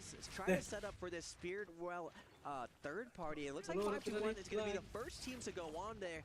You shot Matari, you're going to be able to deal with any type of Viper third party, and it looks like DRG's Kakaxi jumping in with the Monk ult, and the first Viper ult is going to be going down. Ibin for 5-2-1. Meninggal DRG. Get the stagger on everyone as everyone retreats from the center of the Spirit Well. OUG binding his time, waiting this out. Shinyu's going to pop the first ult, and now ASE is going to take the center with their Monk ult, but Baby U doesn't mind. He's going to the outside looking for kills. Going back to the Spirit Well though. ASE going to be claiming a ton of loot here, just investing 1 ult. Musical chairs on the Spirit Well, and it looks like ASE is going to be the last one to step in there. They are going to claim the buff, and this is a big point to the Monk teams. Can they survive the Viper Horde? There's no way DRG are able to find this revive. No way they picked him up. Everyone's running away from ASE with the buff. Unfortunately, picking him up means that he's coming back with incredibly low HP, so the Zipper the ultimate, and he might just have had another kill, and however, OUG just cleaned out against G. They saw them so close to that zone that they moved directly in for the kill with that Cicada ultimate, and there's nothing that GG can do. Palm Lightning comes on through from the Flying Knives as well as the Moonshot Storm, and OUG are just full controlling the tempo off of those 2 Soul Jades attached to that weapon. By being able to take down GG, they bought themselves a nice little corner of safety that no one is going to be getting close enough to challenge. Baby U on the Takeda definitely deserves the look. YGG's QGG also very, very stacked, but Baby U's starting to activate right now, picking off all the duos and solos left. He's going to pick a kill up onto YZG. On the north, though, high ground's being controlled by ASC. Ultimate low being controlled by OUG. We got the NA boys to the left. Shout out to Go By on the cliffside, trying to bob and weave against these super ada duanya iso-isonya. Kind of in shambles right now. Baby U smelling blood in the water, gonna make his way in with his gold fist, looking to pick up more kills. Cloudweaver's gonna be going down, shoving Shinyu, but Shinyu looking for the flank right now. But Fatmilk is doing a good job of staying alive, scale rushing up and down. Baby U though is gonna get doped on by RL to try to split up this damage. Kita stun terakhir. Oh my God, RL's going for a ride while Shinyu finds the kill at the cat, and then Plan B is going to get taken down by Baby U, but ASC is going to be activated on the high ground as 5-2-1. Fatmilk tries to get away. OUG is going to hold on to this ulti low. It looks like it's going to be coming down. Masih bisa tambah lagi, lebih banyak lagi. OUG and ASC as this end game closes. OUG, however, down all of their ultimates except the Takeda, as Baby U was able to pick up the blooms and get that back. Manages to dodge out of the Cloudweaver as well as the Dragons from Meat Dump, threatening his position, forcing him into that invisible bush so that he doesn't get spotted. As we can actually see the Shinyu manages to find the Meat Dump onto DRG's 9-8. However, the Transformer with the TN High jumps into the position that OUG hold, and once again they're ousted from their spot. Baby is literally just using the focus movement of the fist blade to keep himself as mobile as he possibly can, as the other 2 players from OUG have been able to camouflage themselves into the bush and start rebuilding those ultimates in just natural charge. ASE's hand is the one that everyone is currently looking at, but he hasn't been able to find a single grab until just now. OUG get pushed out of that position. Han's already down to 50% HP. The Kylan ultimate is trying to cover him from ASE's miss, but Han's just not able to find the grabs. ASC getting picked up from the zipping here. He does get one grab. Big heal going to come out from that punch. Kakaxi is going to get taken down, but Baby U Oh my goodness, AZ took their hand on the ball. They're gonna find the res onto Shinyu. Baby Yu try to shove him away. They do see him. Baby Yu does get knocked down. SS is gonna pop the Temeo. Big parry's gonna come from Baby Yu, creating some space. He has 2 more shoves in his bank, but AZ sees the thread, trying to come up there. Miss looking to get onto Baby Yu, trying to deny this res. Shinyu's down to his last leg. 1 HP left. OUG's SS moving around on the bottom, but ASC has their crosshairs locked on him. They don't want to give him a chance. Shinyu is going to be falling in the skies. Everyone is trying to stall out, but it looks like ASC is going for their victory lap. ASC going to have to deal, however, with DRG's Kakashi's Monk ultimate first. Out comes the scoop, up goes Miss, and out he goes off this lobby. DRG have so many players, there's no space to be able to hide. We can see OUG's SS, a callback to the bi-weekly finals, is trying to play above it all and hold on for OUG's kill score multiplier as the zone starts to close fully. We've got 8 seconds. Is anyone going to be able to outlive, or is it going to be a draw? DRG and OUG still have players standing, and the kills Pas 31 lumayan. Berapa itu kalinya multiplayernya? 4,4 tapi 150 itu pasang. But OUG, just like Moxie said, the clutch up, the air star, the mayhem on the bottom. SS, the IGL of OG, able to carry his team across the finish line. The captain keeping the dia anuku banyak 500 anjing. What a crazy end game. I expect with all the Vipers in the lobby, normally what we see is the lobby just gets annihilated off spawn. We don't see these stacked end games, but because of the betrayals, because everyone kept all these sneaky plays for this tournament, the action is just non-stop. The end games are just so stacked. Oh my goodness, what an end game. OUG stealing away the MVP. I know that's definitely going to be upsetting some of those expectations on the desk. We might need to grab a spoon for Jake to start eating his words. As OUG looking just as strong as they were on that bi-weekly final. Yeah, Jake definitely needs to have a couple scoops of humility when it comes to picking these teams. You don't know what's going to be happening. OUG is going to be proving everyone wrong. One game is not enough, and you're seeing as these points evolve. I was concerned at how low the threshold is, because these teams, when they pop off, even a 40-point game has happened in Naraka's history. Now, because there's not as big of a multiplier, it's a lot more rare, but still possible. We're seeing just what happens when a team who plays these scaling competitions, plays Transformers, plays Takeda, is able to snowball their games out of control.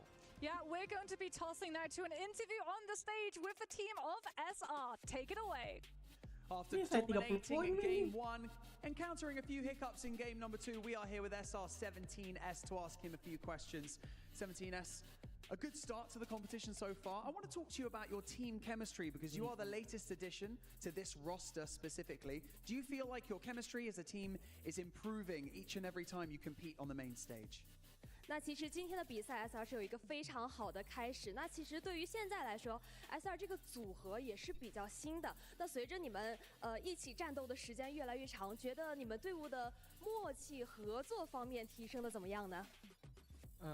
默契的话，就是我们平时就是玩，然后睡觉，还有出行，还有娱乐，反正各种，比如吃饭，我们都是在一起的，所以默契的方面就是挺高的，Okay, so we always together in daily life, like we sleeping, eating, and playing games. So we always be together. So I think our chemistry is really high now.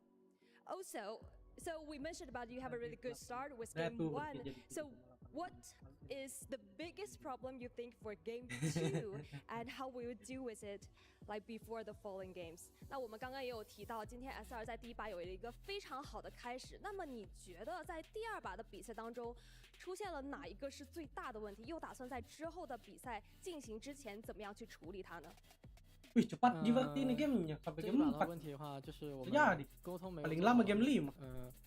下次我们已经做出了改正，就是在每次进去回阳之前，我们在 Kalau game 2 ini nanti 30 nih, ada 30. Okay, I think we have a little problem with our negotiation.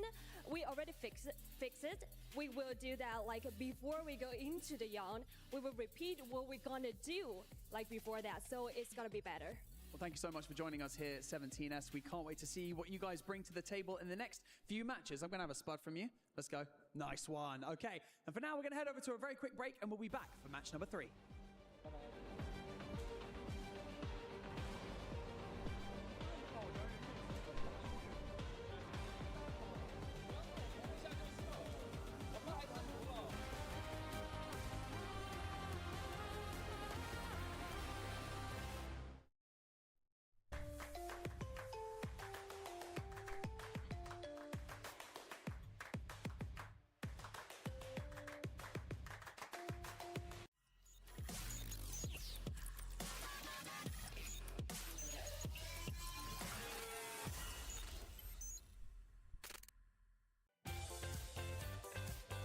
Go.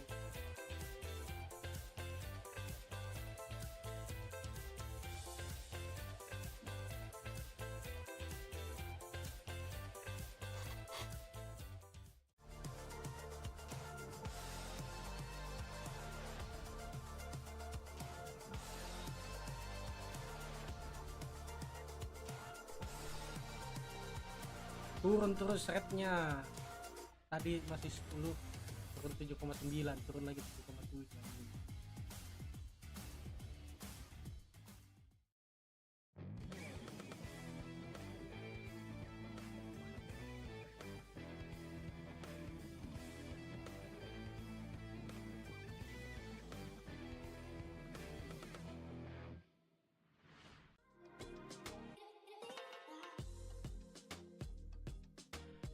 Codong dulu, codong. Selesai dari itu.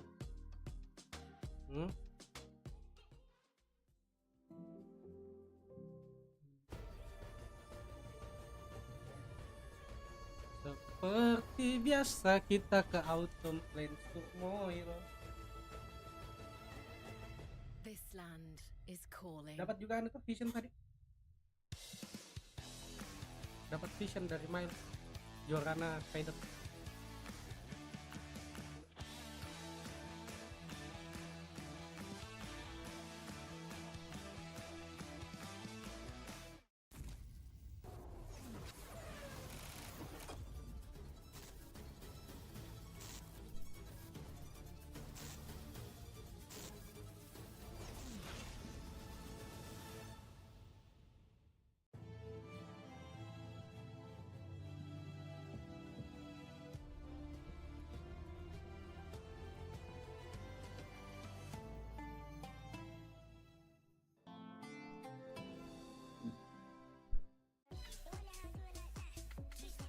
Fokusnya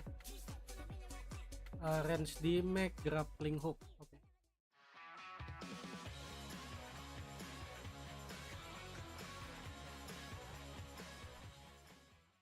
Level up your gaming experience with over 8 billion playlists only on Spotify, the official audio streaming partner for the 2025 Esports World Cup.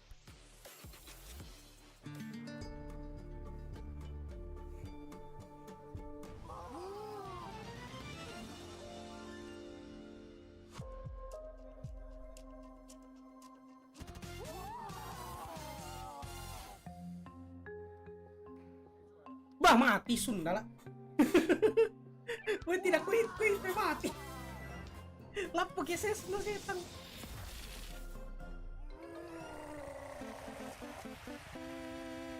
出几个？K 了一个，好开。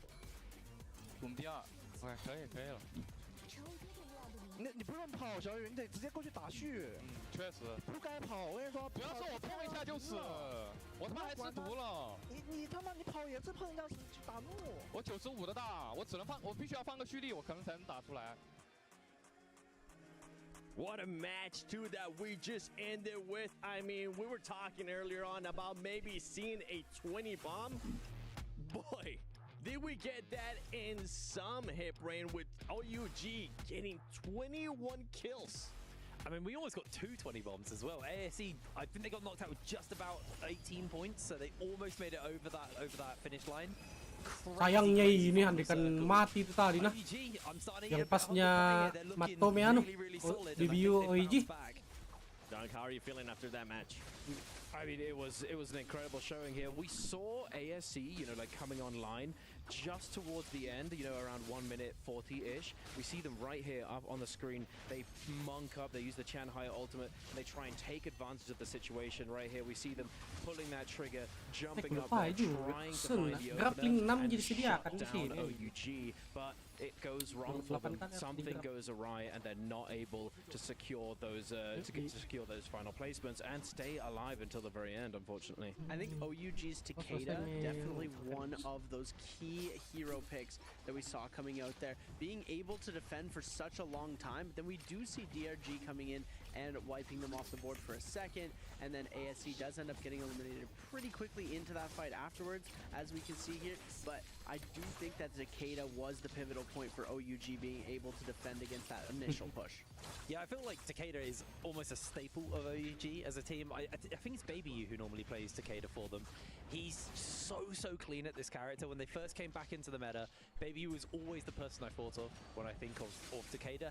But what I think is made OUG better and why we've seen so much growth from them over the last couple of years is their ability to play more than the Sand Siphon. They're a team who are very capable of playing all of the meta comps, and you need to be consistent, especially in these first 3 games where you have 0 hero points to work with. That is a nasty scoreboard, oh my word. There you have it right there. OUG at the top with the most points.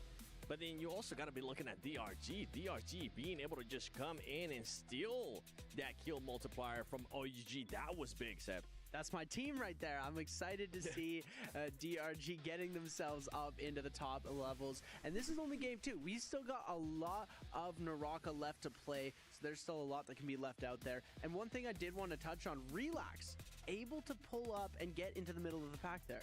Yeah, we're going to be looking at the Sony match MVP. 26,000 damage, 9 kills, Dunk. That's a lot of damage. Very nice to see coming out from here. The OUG. Oh, I just cracked him up. He's loving that one.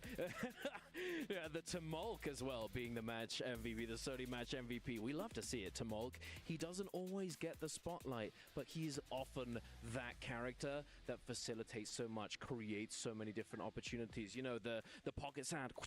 You know, it's just out there. It does a lot. You know, you get hit by that, chained into more of them. You're in for a bad time. Sand in your shoes. It's not comfy. I'm loving all the sound effects that you're bringing in today. Keep it going, baby. One team that started off hot today, especially this last match, was Bauda.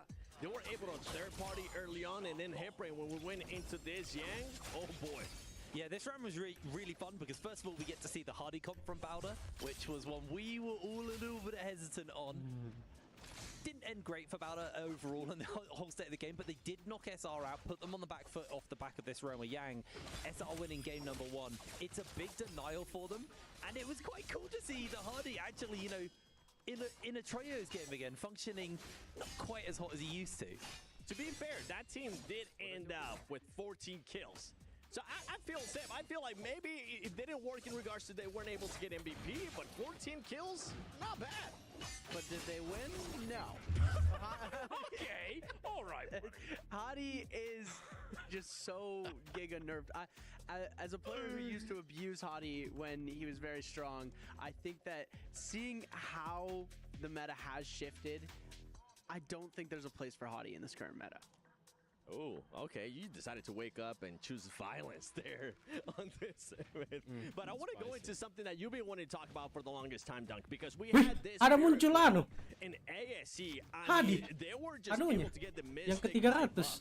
Yeah, they were. Now, if you see right here, so initially on this clip, we see DRG posturing up to try and secure it for themselves. We see the Tianhai going into the Vajra state with the big arms, you know, looking for those grabs. But then they get split off and they scatter and they lose one of their players, if only for a short time, because they do end up coming away with the dub. You know, they get the placement, not the MVP, but still. And then we see ASE going for the calculated entry, going in for that second. You don't always want want to sama be Hoodie. in first on that spirit well because you're going to be the focus of all of the players surrounding. So once they find someone that they can split up and separate, take them down, you know, they're not going to be focusing on the second team coming in to go for the spirit well. Unfortunately, because it was Mystic Might, it doesn't give them huge fighting and combat power, but it gives them a lot of awareness as they're able to see where everyone is, and then they can control the end game and stay, you know, hidden until those final moments.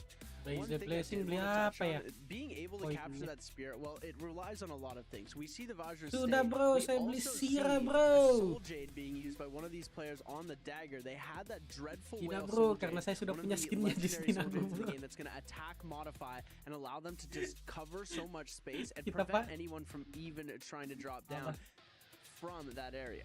After 2 matches, Yeah, looking man. at the overall ranking here, you can see OUG currently sitting at the top with 31.5 points. Just to remind everybody, HipBrain, that match point is set at 47. We're actually a little bit of a ways off still, but it's trios, points are higher than they are in solos, so it's very, very likely that we could see OUG or ASE cross that threshold in the next game. But one thing I want to note is at least half of the lobby are plus 20 right now. We have a lot of people who are actually scoring incredibly high in all of these games, so I feel like we're probably not going to see a Game 4 end. I think Game 5 might be realistic. I'm hoping for Game 6, maybe into Game 7, but we're going to see one team cross through. Like I said yesterday, the first person through is going to get focused out by the rest of the lobby, and then it's just going to be a mad dash to get to that match point threshold by the end of their next game. And it comes down to how these teams can carry that momentum, because we saw SR start off really hot, dunk. And then on this last match, only 1 kill eliminated super early on. Yeah, it's exactly, you know, it's the mentality. You know, you come in, you do well, boom, nice. We got that huge performance. Game 2, it doesn't go very well at the beginning. Oh no, what's happening? You know, you're going around in your head, what can we do? What can we do? Can we do this? No. It's a struggle, you know. Mentality, super important, especially when it comes to team games. Your team is only as strong as the weakest player. If one of your teammates is tilting off the face of the planet, it's going to be a tough grind to succeed moving forward. Yeah, and as we're getting ready here to see the draft for game number 3, one thing to mention, especially on that last match, was like when we talk about Yang fight, especially in Yang 2, we saw ASC versus Bauda, and ASC actually came out on top of that. That was insane to see because Bauda was carrying that momentum, Seth. And once again, we're back to Hottie is not viable in trios. ASC is able to win that purely because, I mean, there's a lot of misplays that did happen in that fight, but we do see them on a disadvantaged comp. Bauda had more control in the early seconds of the fight, but ASC was able to bring it back just due to the fact that they got so much more value out of their abilities and ultimates than Bauda did. I mean, we'll see what they're going to be doing here. Maybe they're going to be choosing the same one, HipBrain. I don't think that's going to be the case, especially with having last, even with the kills. I mean, they actually can't because we're still on 0 hero points. Oh, so actually going into this game, they'll have to play something different. This is the last game where hero points are 0. We go to 12 for game 4, and then we start playing almost the normal way we play Naraka on a regular like bi-weekly placement match where you have 12 points. Every time you pick a hero, it goes to 1, and then after that, it increases depending on however many people in the pick order are picking up characters. The big thing about that though is I think it's after game 4, correct me if I'm wrong, or if it's game 5, we move to a point where we actually go into order of the score. So if you're at the top of the table for points, you're actually at the end of hero select, and that's the whole day. Your placement dictates where you are in hero select. Yeah, it depends on who's getting to that match point threshold first, and those teams within that threshold are then put down to that last round selection. Now, of course, we're going to talk a little bit about these selection phases. It can be a double-edged sword to be in that last round because one, you can, you know, benefits. You can tell what's been picked by the rest of the lobby. You know what characters have had their cost increase, so you can potentially look to go for a counter composition opportunity. You know, you can look to pick something that is going to counter what has already been picked by the other players. But then, you know, it's also a bad thing because then you can't potentially play your strongest comp since it's already had its points increased and you can't afford to pick it up in that game. Yeah, I agree with that. I think oftentimes as well, we do see the comp sniping coming out is when you have the first team picked, the second phase is now going to see what the bans are going to be. So when you go from that first to second phase is going to make their picks. Second phase will be like, okay, we know that the match point team is on XYZ comp, whereas when they're the last one, nobody is going to have any idea what they're playing. They might have some idea just due to the other bans, but they have less of an idea coming through. And I'm going to be looking at this next match, especially something that you brought up earlier, Dunk, and we can kind of go back and forth here with Hivrain as well. The Spirit Wells, because we saw them coming in play, especially there with the highlight that you were able to see. Early in the last match, we saw OUG secure some Spirit Wells. We saw ASC, especially early on, secure those Spirit Wells, help them out too, as we're looking at the first rounds here of the draft.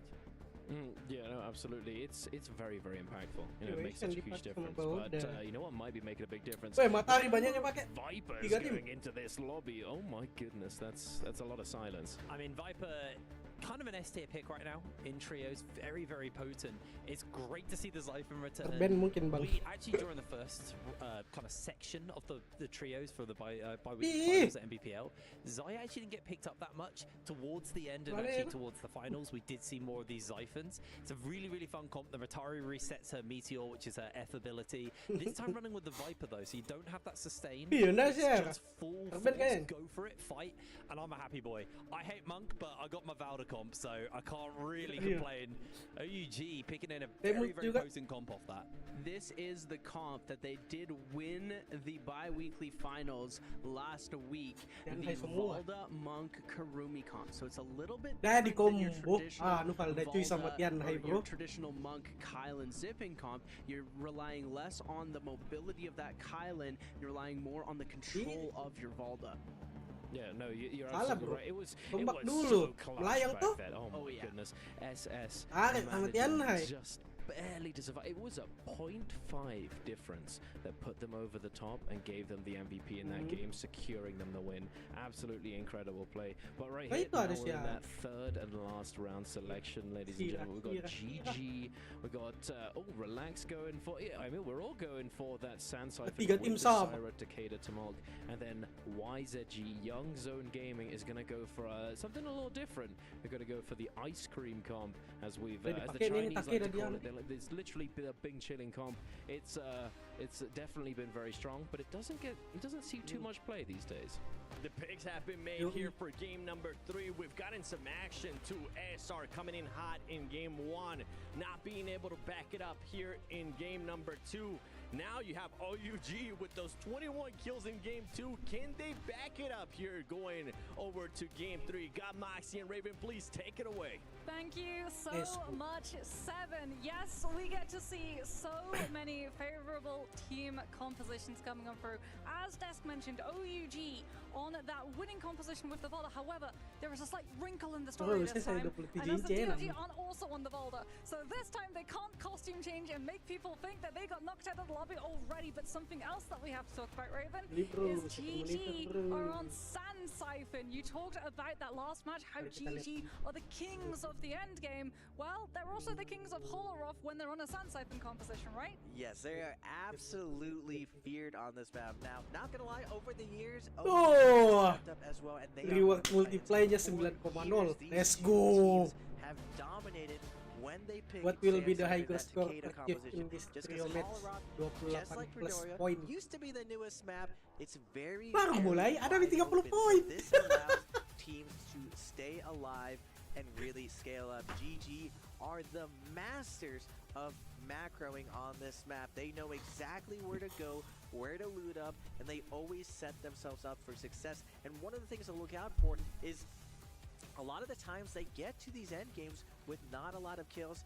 They actually even get there sometimes very, very scuffed, yet they find ways to win. But now, I'd have to shout out OUG as well because of my man, Baby U, on the Takeda. Like Hipbrain said, he has been such a menace to the league. There's been multiple times they've been so close to winning worlds on the back of him, finding 1v2s, 1v3s when he's played this position one. It's funny to me, Moxie, hearing him talk about his journey as like, oh, now I want to play around my teammates, because when I first met him, itu relax was position 3. He was a support player, super humble. It's been exciting to see how much he's grown over the years. Well, some housekeeping that we have to get out of the way as we head into Holoroth. We've got Salvation Podium, which SR are going to be dropping incredibly close to, and that means that they're going to be trying to solve that puzzle and get themselves those legendary drops that you can get only on Holoroth this early on. Awal bulan saya lihat di 31,5.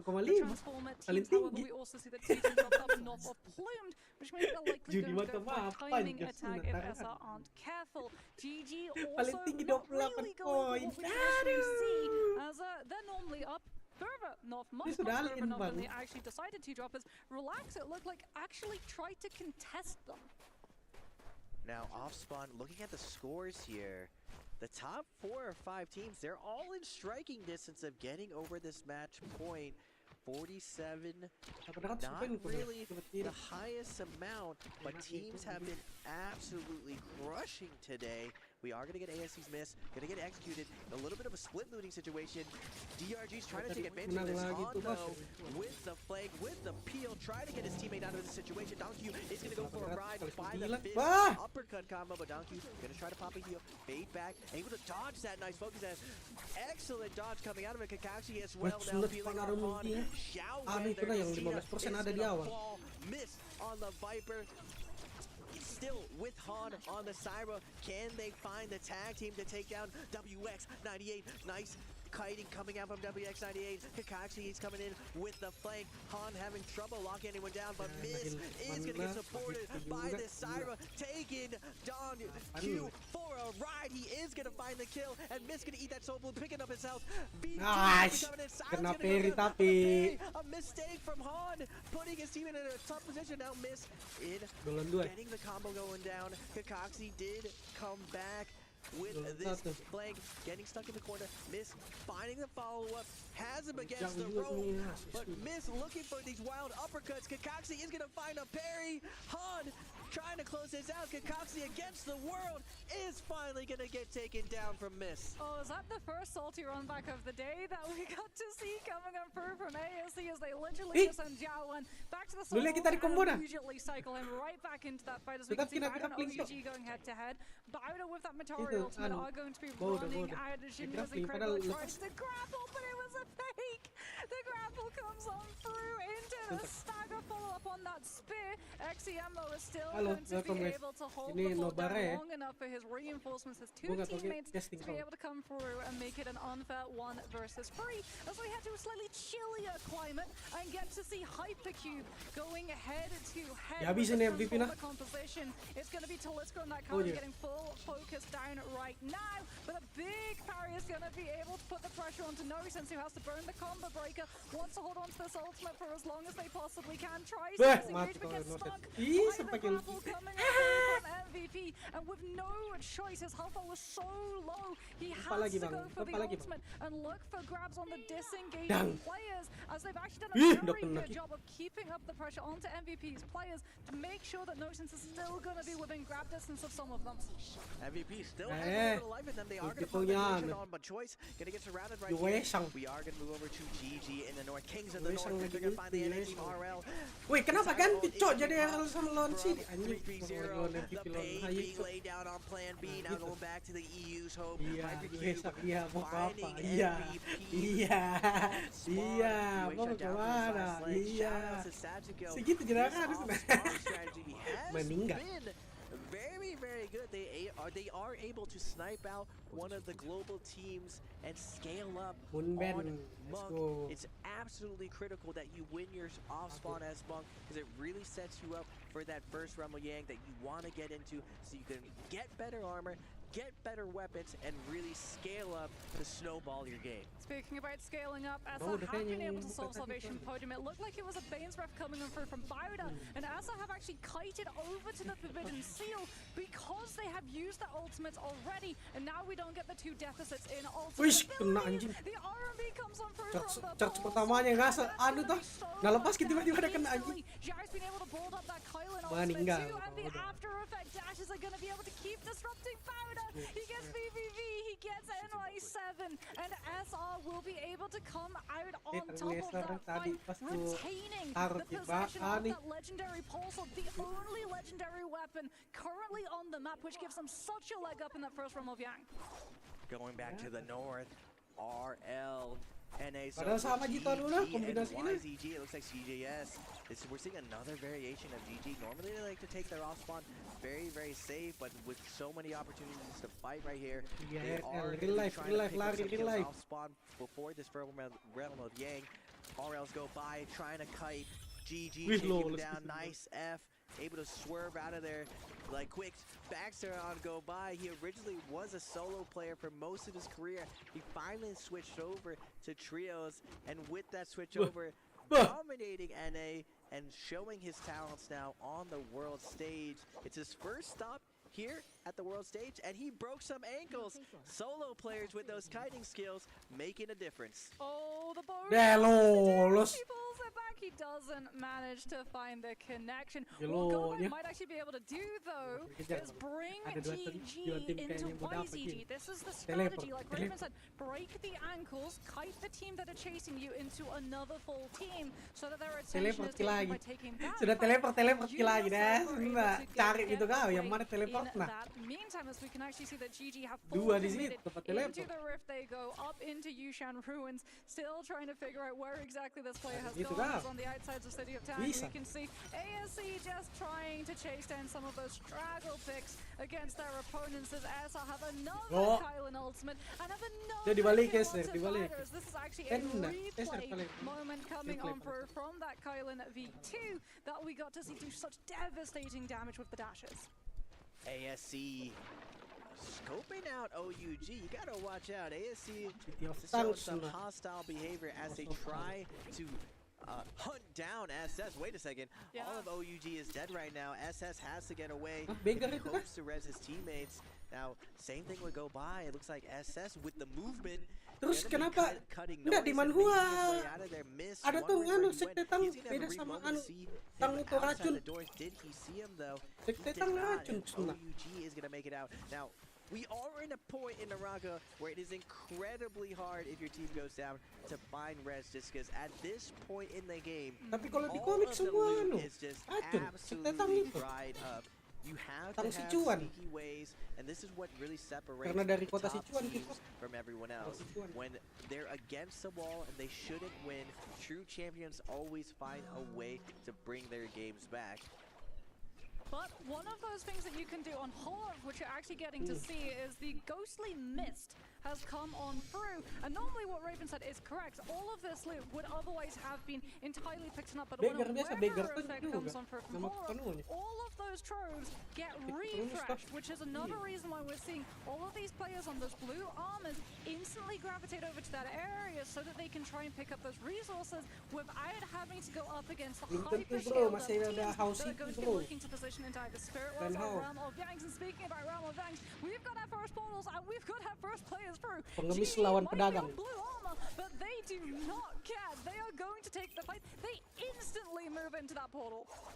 Yeah, if I'm GG as well, most of these teams fear GG. There's very few teams in the league that hold an over 50% win percentage in the Realm of Yang. We are going to go over to TJJ versus Bauda. Bauda with so much horsepower under their hood. Multiple carries on this team. XCM's going to be on the Yushan ult, but TSG, look, TJG looking for the grab right now. Jang swinging over and over, but XCM doing a good job of peeling this Kylan off. Ultimate is going to be coming down. Viper stun does go down. They aren't going to catch anyone out in the open, but XCM is going to slow down a ton of these offense. 2 ults are down. We're going into phase 2 as now Matari ult is going to be popped. But it's out of sync with the Yushan. He didn't get 2 casts of the Impale on his Wah, ult. lolos. He's now just Ganti anu, ganti armor. Na-drop kayaknya armor anu. Di-drop kayak sama USan armor. Feels like it's just gonna be open season for the Yushan. Di-drop kayak sama USan armor. Down, and now it's a numbers advantage for TJG, who haven't even had to burn the Zip ultimate. It comes through now, and they're still finding the isolations. YZZ is starting to take a little bit too much damage. Goes over to the pillar, looks for the skill rush to set up the slam down of the vertical spear to catch onto an unsuspecting player, and that is going to be a clean sweep for TJG. Nice flank coming from TJG. Now, in early Naraka, it used to be about just parries and trios, but now we see a lot more role-playing when it comes to these fights. You see those light attacks, other players setting each up for those slam dunks. You saw YZZ coming in with those big flanks, with that spear. Big damage coming down, but he could not get those hits unless his teammate was spamming light attacks to guarantee he wouldn't get parried. There's no way they fight GG, right? He comes down. It doesn't matter. We want the kills, Moxie. Everyone's so close to match point. Might as well take this fight right now. GG's LXM is gonna delete their support player of TJG. Afran is gonna go down, but Jankang has some hope here. Gets one grab down. Unfortunately for YZZ, he is gonna be taken down very, very low, and Kylan ult is gonna be burned.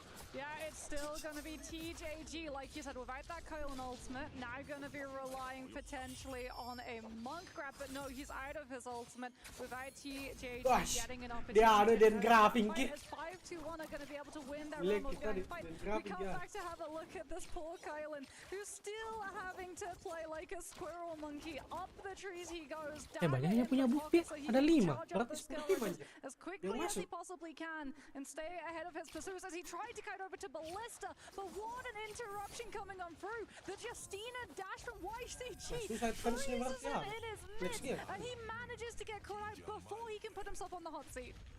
Oh my goodness, this is like another version of GG. This aggression, absolutely insane. Immediately, Moxie pointed out they just fought for the buff, not worrying about the outcome. And 3-3-0 doesn't mind right here in this position. Does still have the move, but he is going to get a double parry though, knocking Zen away. Get off me. 3-0 is going to go down, but it doesn't matter in a second. Res, Ballista raining down fire, and CJS. Wait a second. CJS still have his buff. Or did he res right here? It looks like he did have his buff. Looking to die right here.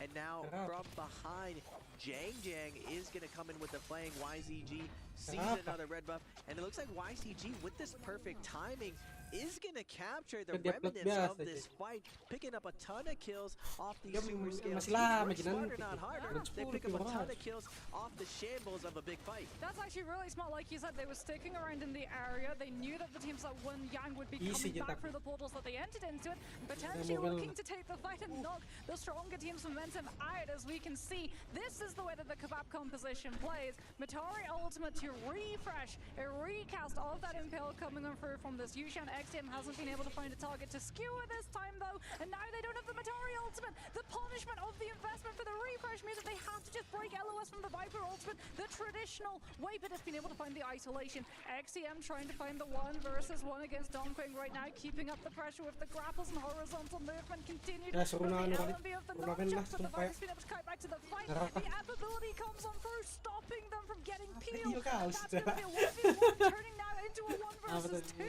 as Bauda just to make sure that they don't commit a faux pas in terms of light attacks, focus attacks, and looking for a parry. But oh no, the parry comes on through. They've got enough numbers to be able to survive.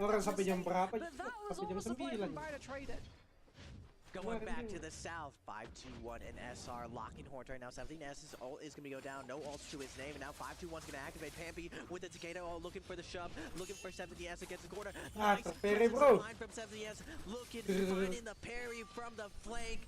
Fat Milk Pampy trying to surround this SR 17S is a parry machine. 2 parries to his name. Fat Milk 5-2-1 on their back heels, and another parry coming out from SR. Nothing 5-2-1 can do. All these unsafe folks SR naik lagi karena setan ini SR 14 kill sekarang semua. 14 killnya Oji masih 0. Menghilang Tianhai, menghilang Kurumi, sisa menyisahkan Valda cuy. Sunnah tak hilang tadi 500 koin. Turun kok ke sini tuh. Mau junior masuk kok kanunya. Cari poin, tapi deh last game nih. Sebentar. 38 bang.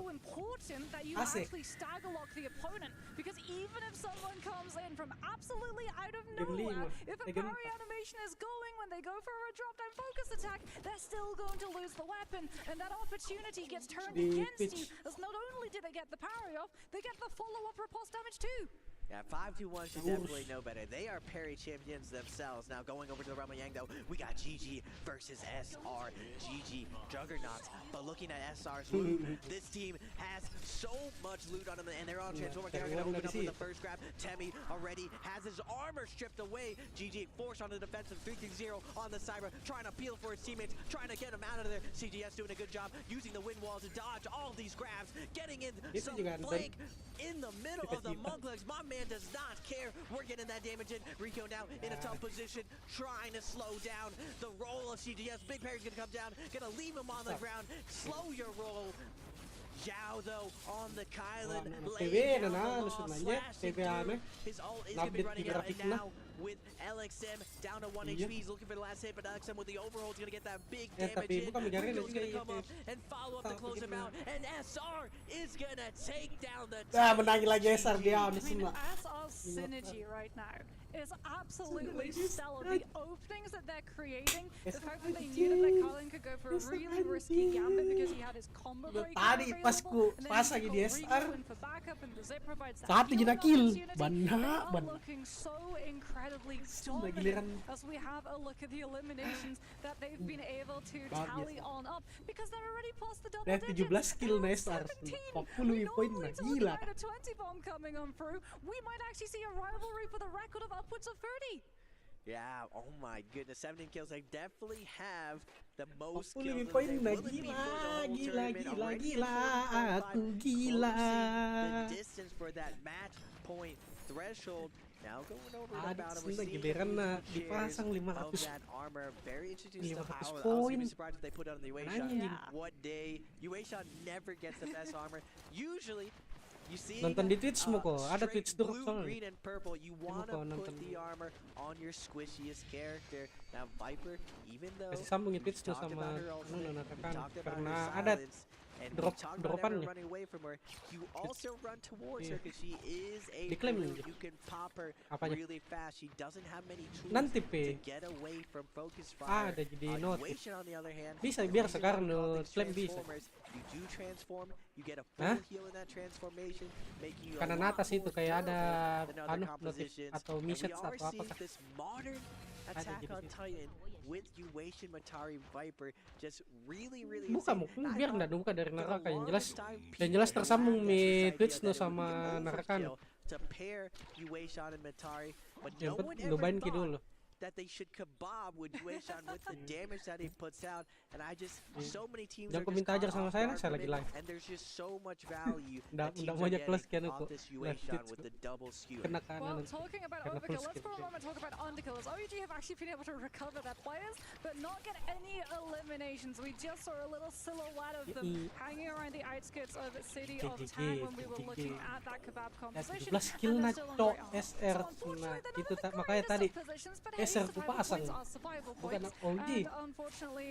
Cuma dan 3 anjing they're probably not going to be surviving all that long. So they're going to be playing very much out of sight, out of mind until we head into some more of those final zones as we can have a look at City of Tang, because Bowder with that legendary armor on NY7 for that Viper are going to be looking incredibly strong right now. Unfortunately for them, it's not a great position for a Viper ultimate to come on through, as we can see from all of the tight corners, the door frames, the window sills. GG are going to have a lot of terrain that they can use to just break the ankles and get away from that Viper ultimate, as SS has actually been found out. Hold on a minute. OUG? SS? Did we take a wrong direction now? Satnav? Why are we in the middle of City of Tang when the rest of our players are rotating padahal TikTok dari Cina tuh jangan anjing. Tapi yang anu sendiri all coming to this city area. It's so hard to lock people down with the movement of these players. Sorry bro, semua pemain Cina mainnya di server saya sekarang bro, hancur ki anu na player na Cina. Iya sepi server Cina, pindah semua ke saya.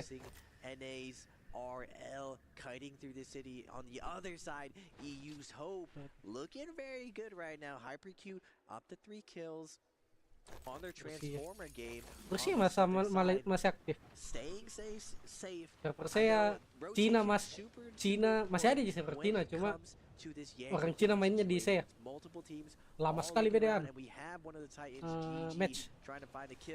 I just don't know, Moxie. If finding a kill in this location is gonna net any value for GG as their time is ticking away. Yeah, well, we Kalian have minta Sandstorm tolong ticking nonton away YouTube-nya Bang ya. as well, and you can actually see all of the turrets in the area have been refreshed as a result. So a lot of these resources now going to be up for grabs, as it looks like it's going to be a full Kalau nggak ada zone akun in City of Tang. So lots Bikin of verticality as Kalau ada akun. everybody is just going to be, you know, Dah Sunda. gathering at the Area shopping bro, tidak dianut, tidak diganggu gugat. but you know what, piece has been broken. Sunda lah. MVP managed to come on through with Viper ultimate and pay for it. GG instantly, the verticality of those flying knives being able to find a decent damage onto the players below them. And off the back of that, I'm sure they're going to be able to follow up with this huge Terracotta Warrior. It's just a matter Mau apa Sunda US Sunda. Dah meninggal.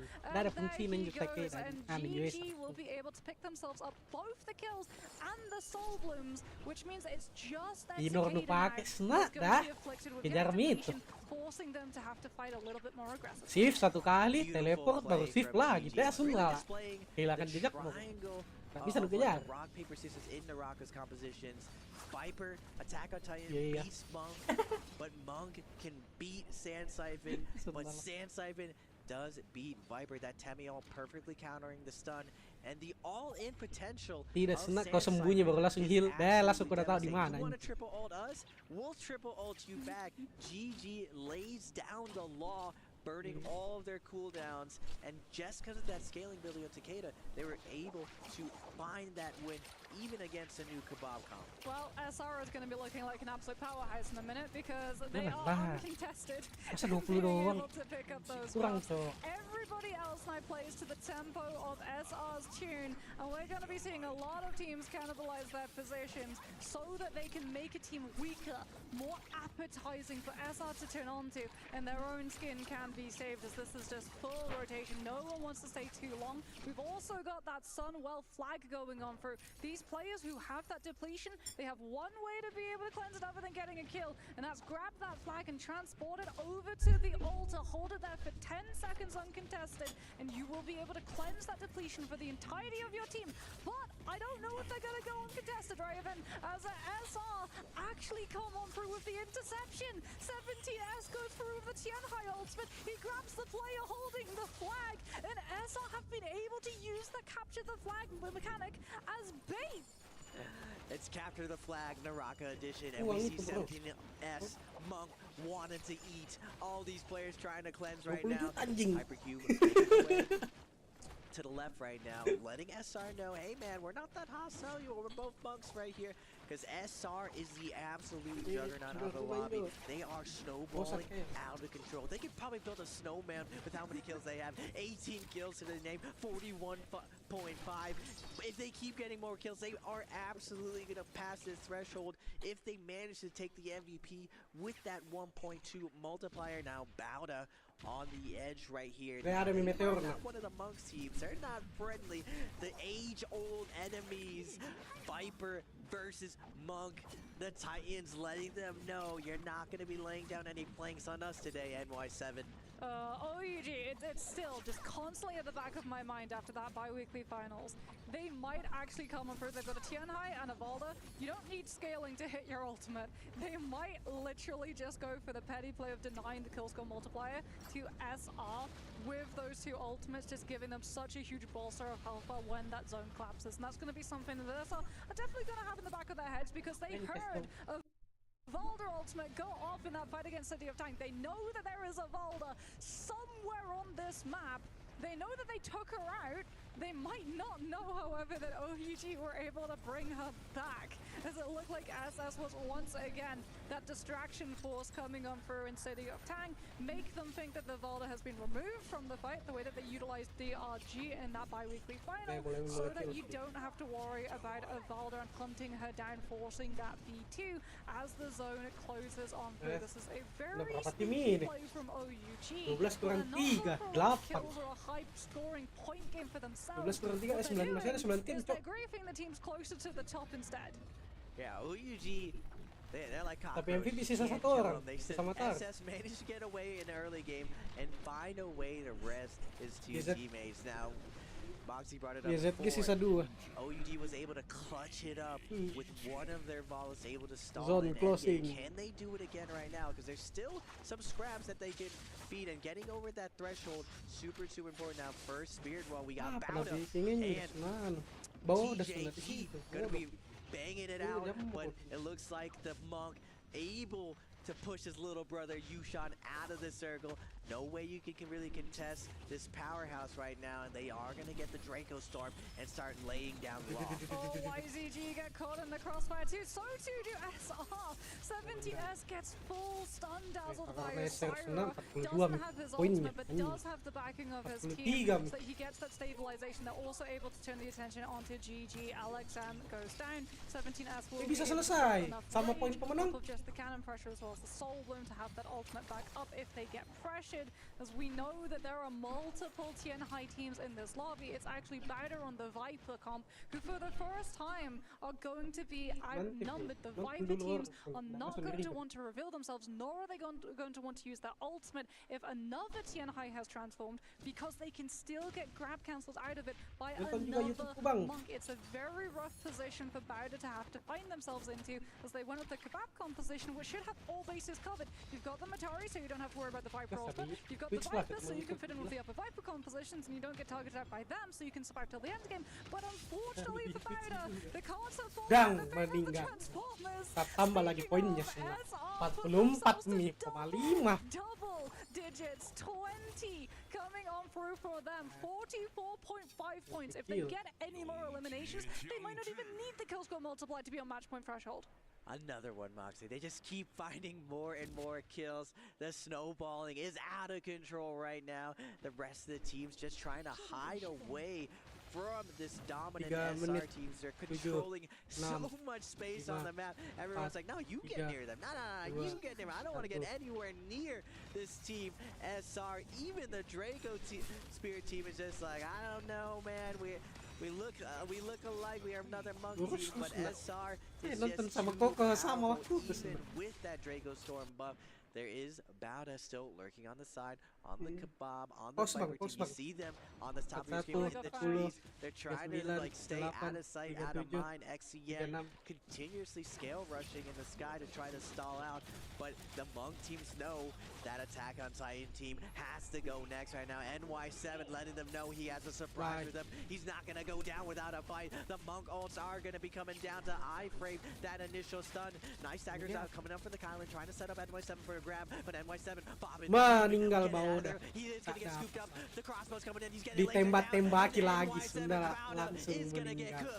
Oh, that's so unfortunate. He scale rushed to be on the top of the Monk's forehead, which meant that he was out of grab range. By the way 46,5 mi bro SR.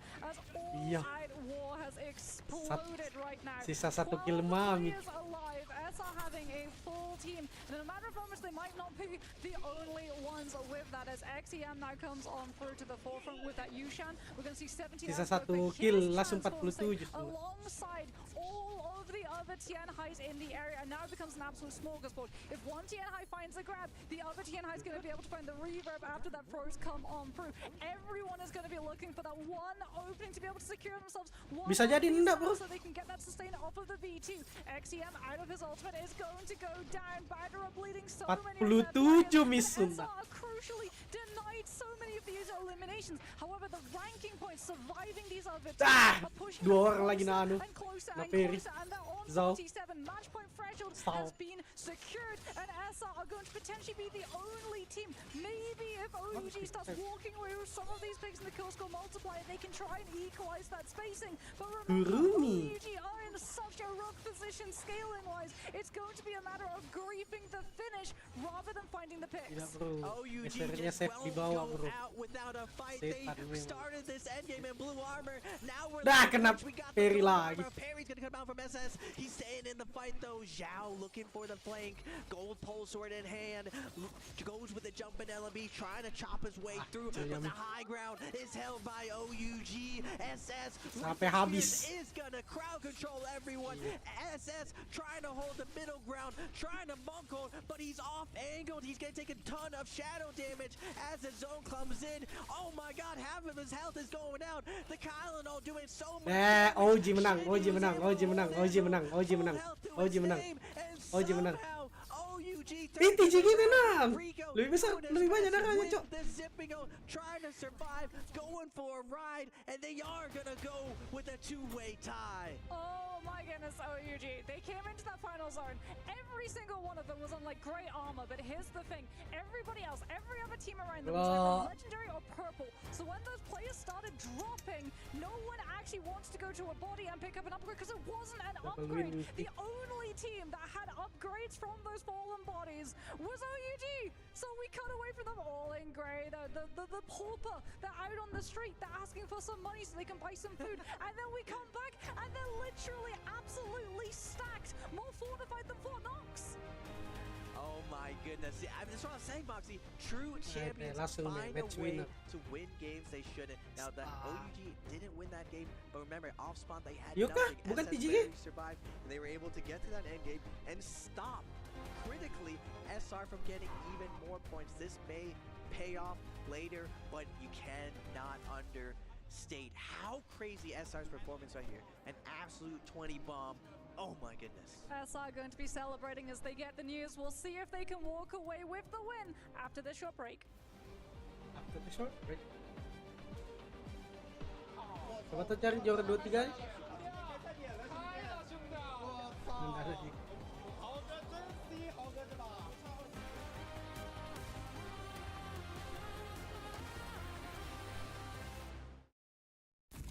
Anjing.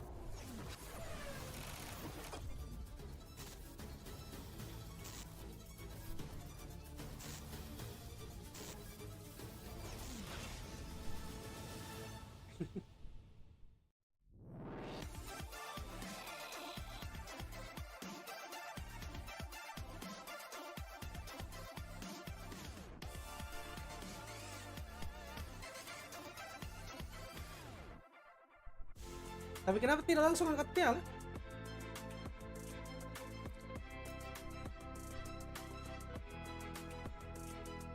Bukan, TJG. Lihat warnain lah. Mana? Boleh.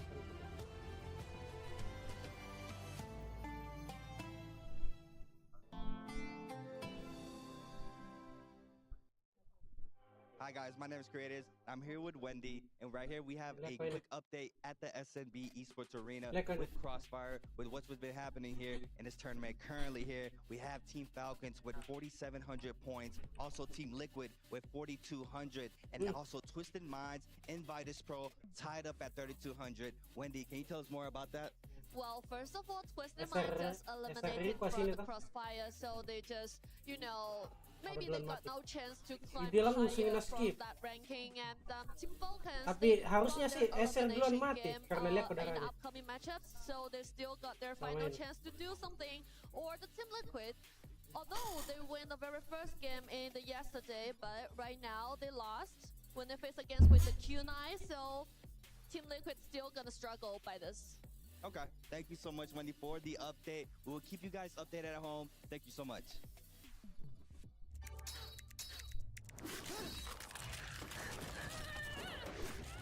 Kanan atas. Reach your impossible. Lenovo Legion. Tenang lah.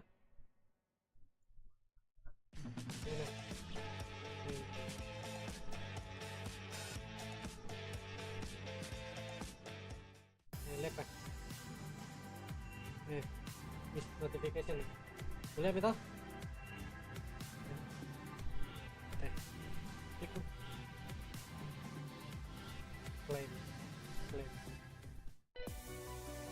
Diklik gitu. Bisa lagi diklik.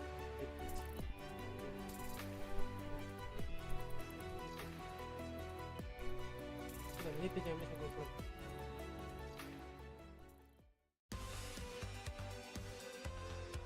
Mana kamera?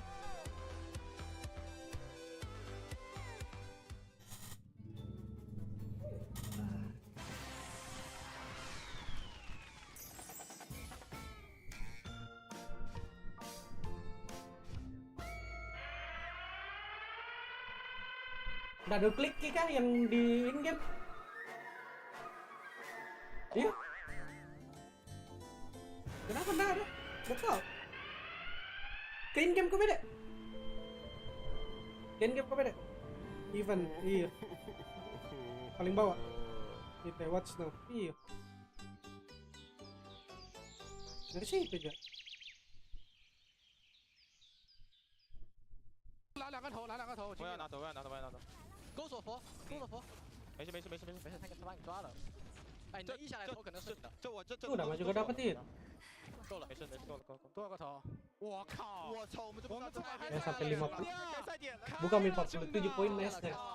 我们是23分，第一豪哥这把我们差24分，我们差24分才才点。 Sudah tadi pas we weren't just happy with 120 bomb in the previous match. We had to get another one and some as SR decides to wake up. Langsung 7.000 poinku bro. In that second match, putting up 27 kills. By the way, we're joined by Raven, Please Scott, Moxie, and none other than Seb. Great cast, by the way. You guys had to run here. Apa bisa dia We nih? gotta talk about it, Raven. 20 plus 1 kurangin berapa and ini? it's none other than SR.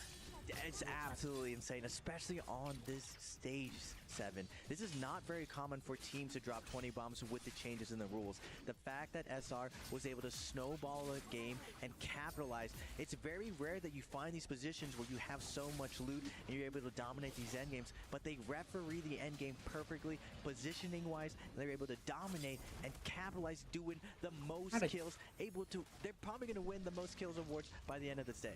Yes, you know, we ran here, but SR are running towards that trophy right about now because they're one of the only, in fact, they are the only team on that match point threshold, right? It's going to be insanely targeted towards them when it comes to the next match.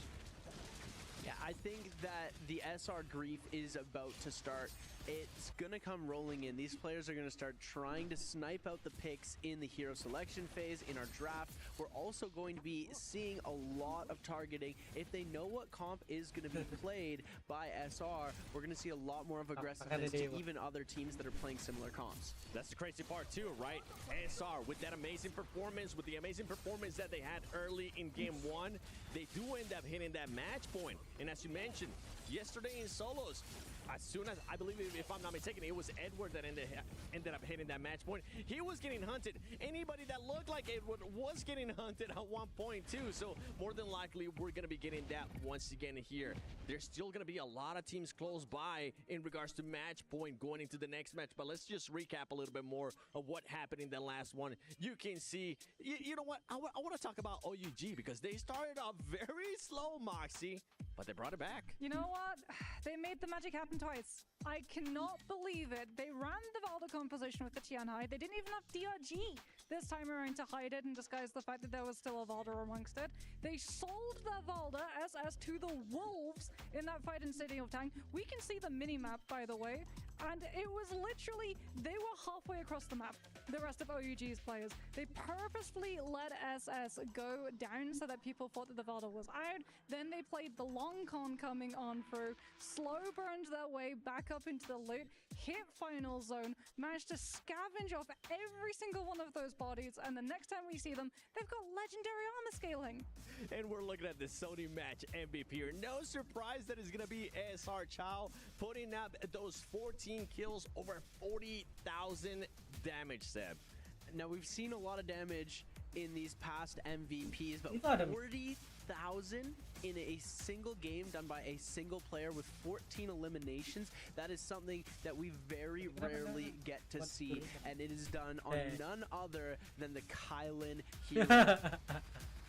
Kylan in Transformers, replacing Yushan. We see Yushan back, but Kylan with Monk, he's able to create so much space. Now, with Syro coming into the meta and with Viper running around, Kylan isn't as strong as he used to be. So the fact that he's able to do 40k damage and carry his team through that endgame, that's really the result of why this team was able to get 27 kills. I mean, we've been able to see some top teams being able to get those high eliminations. We also at one point saw 5-1 starting to get into a fight, especially in Yang. I want to take a look at that fight because it was none other than 5-1 in ASC, and it wasn't ASC that came out on top, Seb.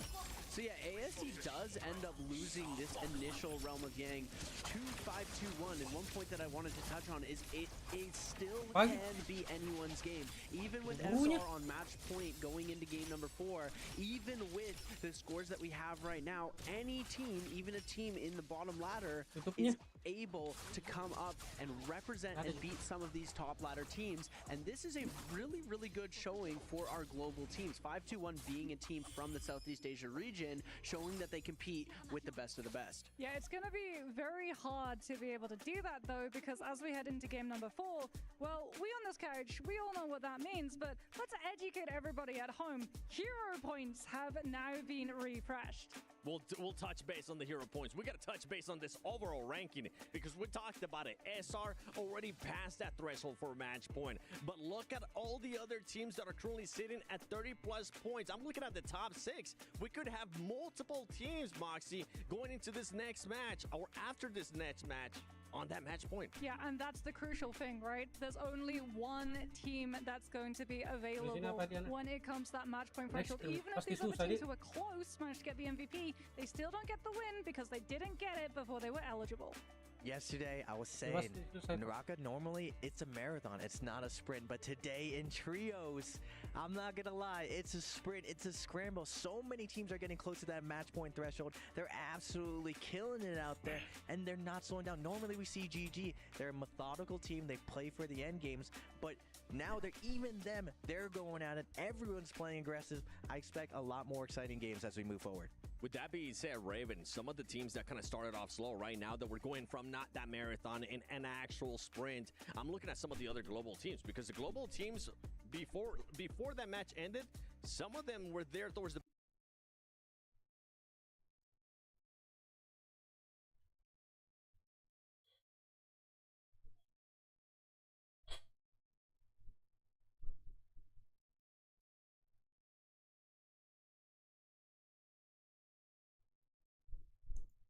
Dan, nak masuk kiring ke tanah di sana gua. Jam habis.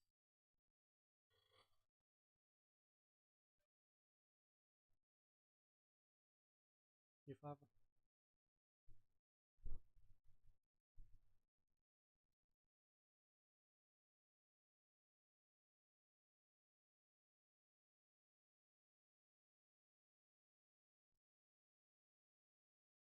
Kayaknya kita mau juga ini kasih lengkap dulu temulch. Gak pakai di temulch. Penuhnya reketnya. Tapi merah-merahnya ndak ada, tapi lengkap mie. Merah-merah ndak ada.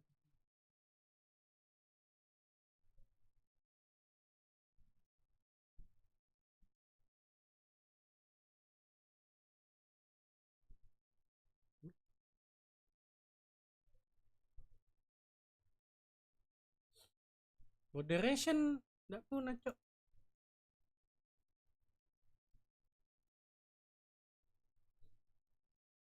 Forcing apa? Poin val yang bagus tuh di dia. Sama. Apa-apa kah?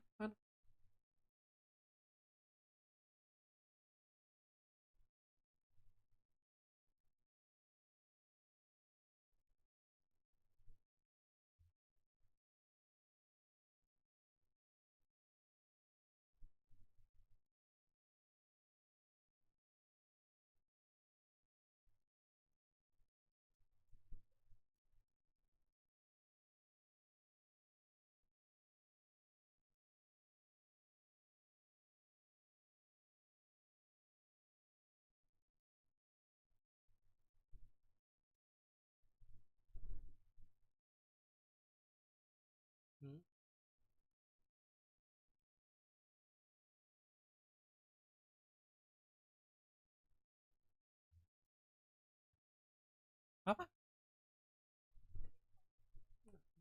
You will. Oh, kalau dikalah kok langsung anu.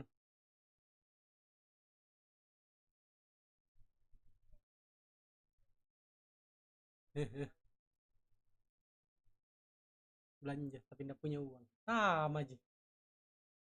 Oh, free.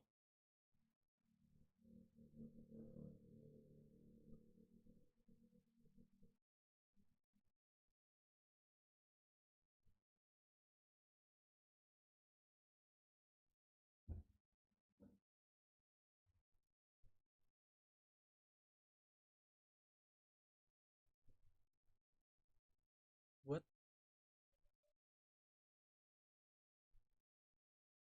buat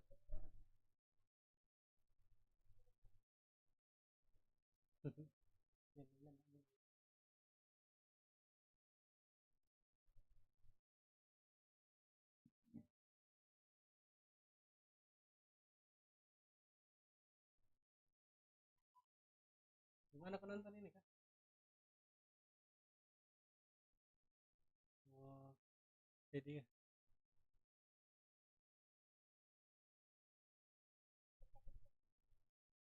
apa?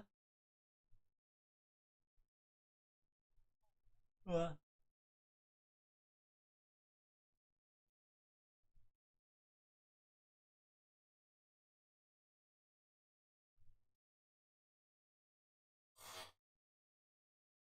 Nggak bisa. Karena udah tahu. Masih main, Cok. Right, Raven, when it comes to setting up that cube. He used to be so strong, but the fact that he took away from his healing, you've really got to execute with him. I still think he's such a strong character, and Bauda definitely has something up their sleeves. Buka YouTube saya, Bang. Be able to execute. Abang Radit. The stage is set for that next game. We have gotten so many eliminations, so many high kill games too. I'm Sunna baru tidak mapasang menceritakan ended up abandoning me. Hit brain and Dunkin' Donuts. Tuh, close me, setan.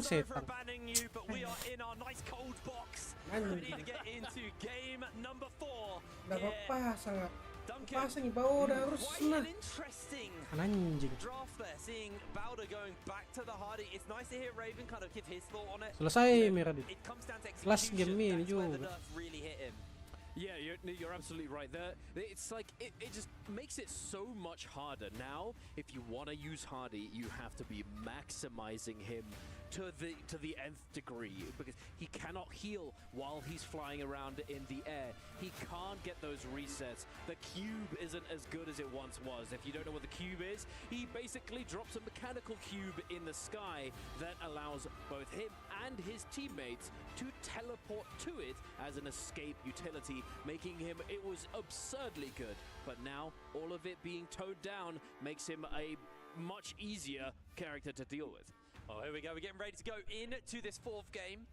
Drop spots are going to be dropping on your screen momentarily. I'm having a brief look at them right now to see where everybody is going to be dropping for this game number 4. Now, the one for me that stands out was we got a couple of anjing, harusnya bertambah lagi poinku.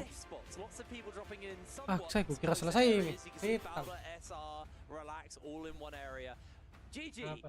The most predictable team.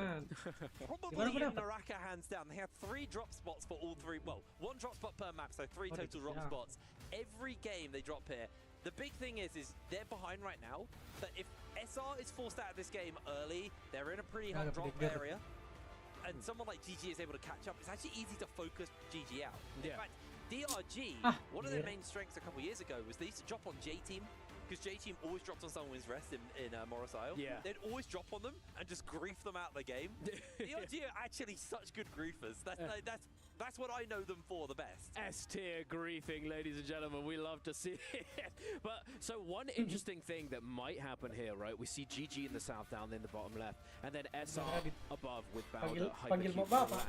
If SR somehow goes down, and then their recovery strategy could very easily be to go south, and GG could catch them off guard with a time attack. But we're diving right into the action for our 4th game of the day, ladies and gentlemen. Here we are with SR and Hypercube scrapping it out right off the rip. So so Tarik much sama damage tim yang coming lain. up through, not much health to play with. No Ya sense bisa goes pasti. down.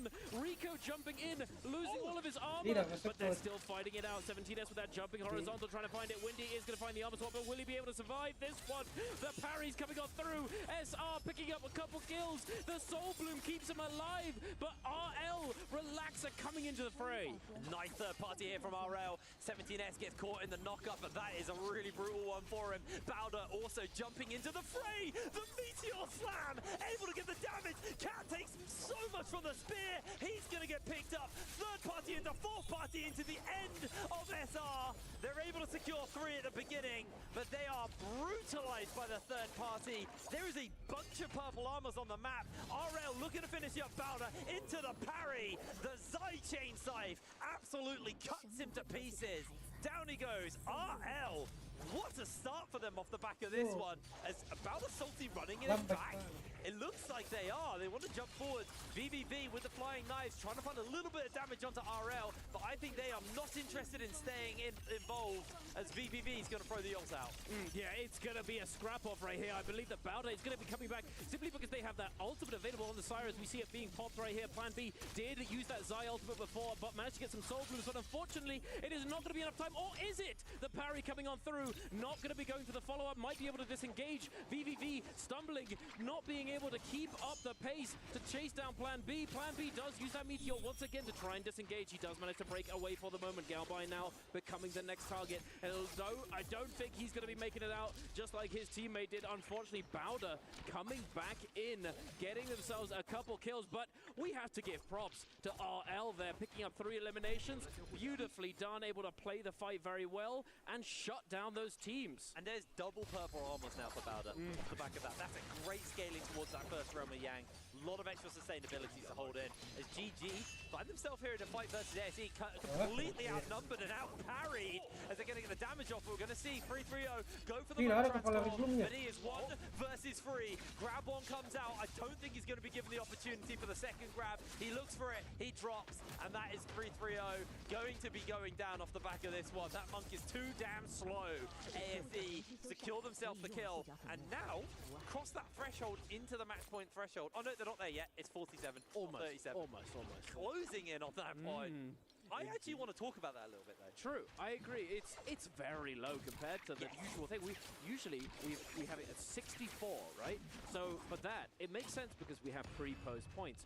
12.5% of your points for the qualifying rounds to get to those bi-weekly finals in our usual NBPL splits gets carried forwards. So it makes sense that this does get reduced, but going down from 64 to 47 is a big jump. Yeah, it's a really, really big jump. The one thing I want to note as well is, we talked about it a little bit yesterday, I think it was Raven who talked about it, where a lot of teams or players in solos, when they get to that match point threshold and they're first across the door, they freeze up, they panic, they don't want to lose the pressure they've built. SR, they went, screw it. Sure, they went down and lost their revives, but it's open with 3 kills. It's not a bad start for them.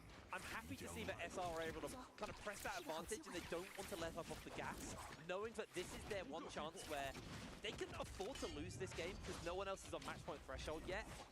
But they can also just pressure and try and see if they can put it out. As RL, once again, looking for a fight here versus SR. We're going to see the transform come out from 17S. Galbai forced to use that Syra ultimate and put some distance between SR.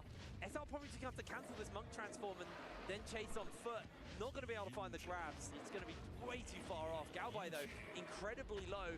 And I don't think they're going to throw any backup here for Galbai. So that's going to be kill number 4 over to SR. As Galbai's trying his hardest. Scare Rush is going to secure the kill. Yeah, that's a sacrificial lamb scenario, ladies and gentlemen.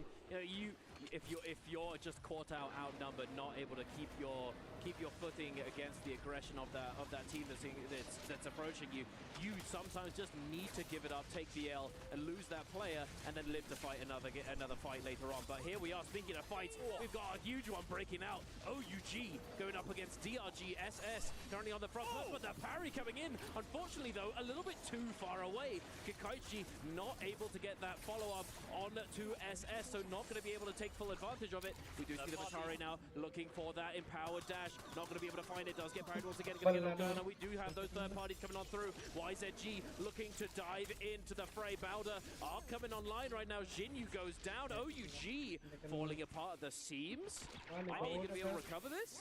Bowder, their third partying has been absolutely stellar today. They opened up on that drop with SR, jumping into the RL SR, jumping into this one, getting some extra kills. Bowder up to 7 right now as ASE missed, throwing out the ultimate, able to find the lockdown on to RL. So they're now down to just that singular player, and there's been so much action, there's been so much blood. We still have 3 minutes until we get onto that first realm of Yang, so we still got a lot to go in this game. It's going to be...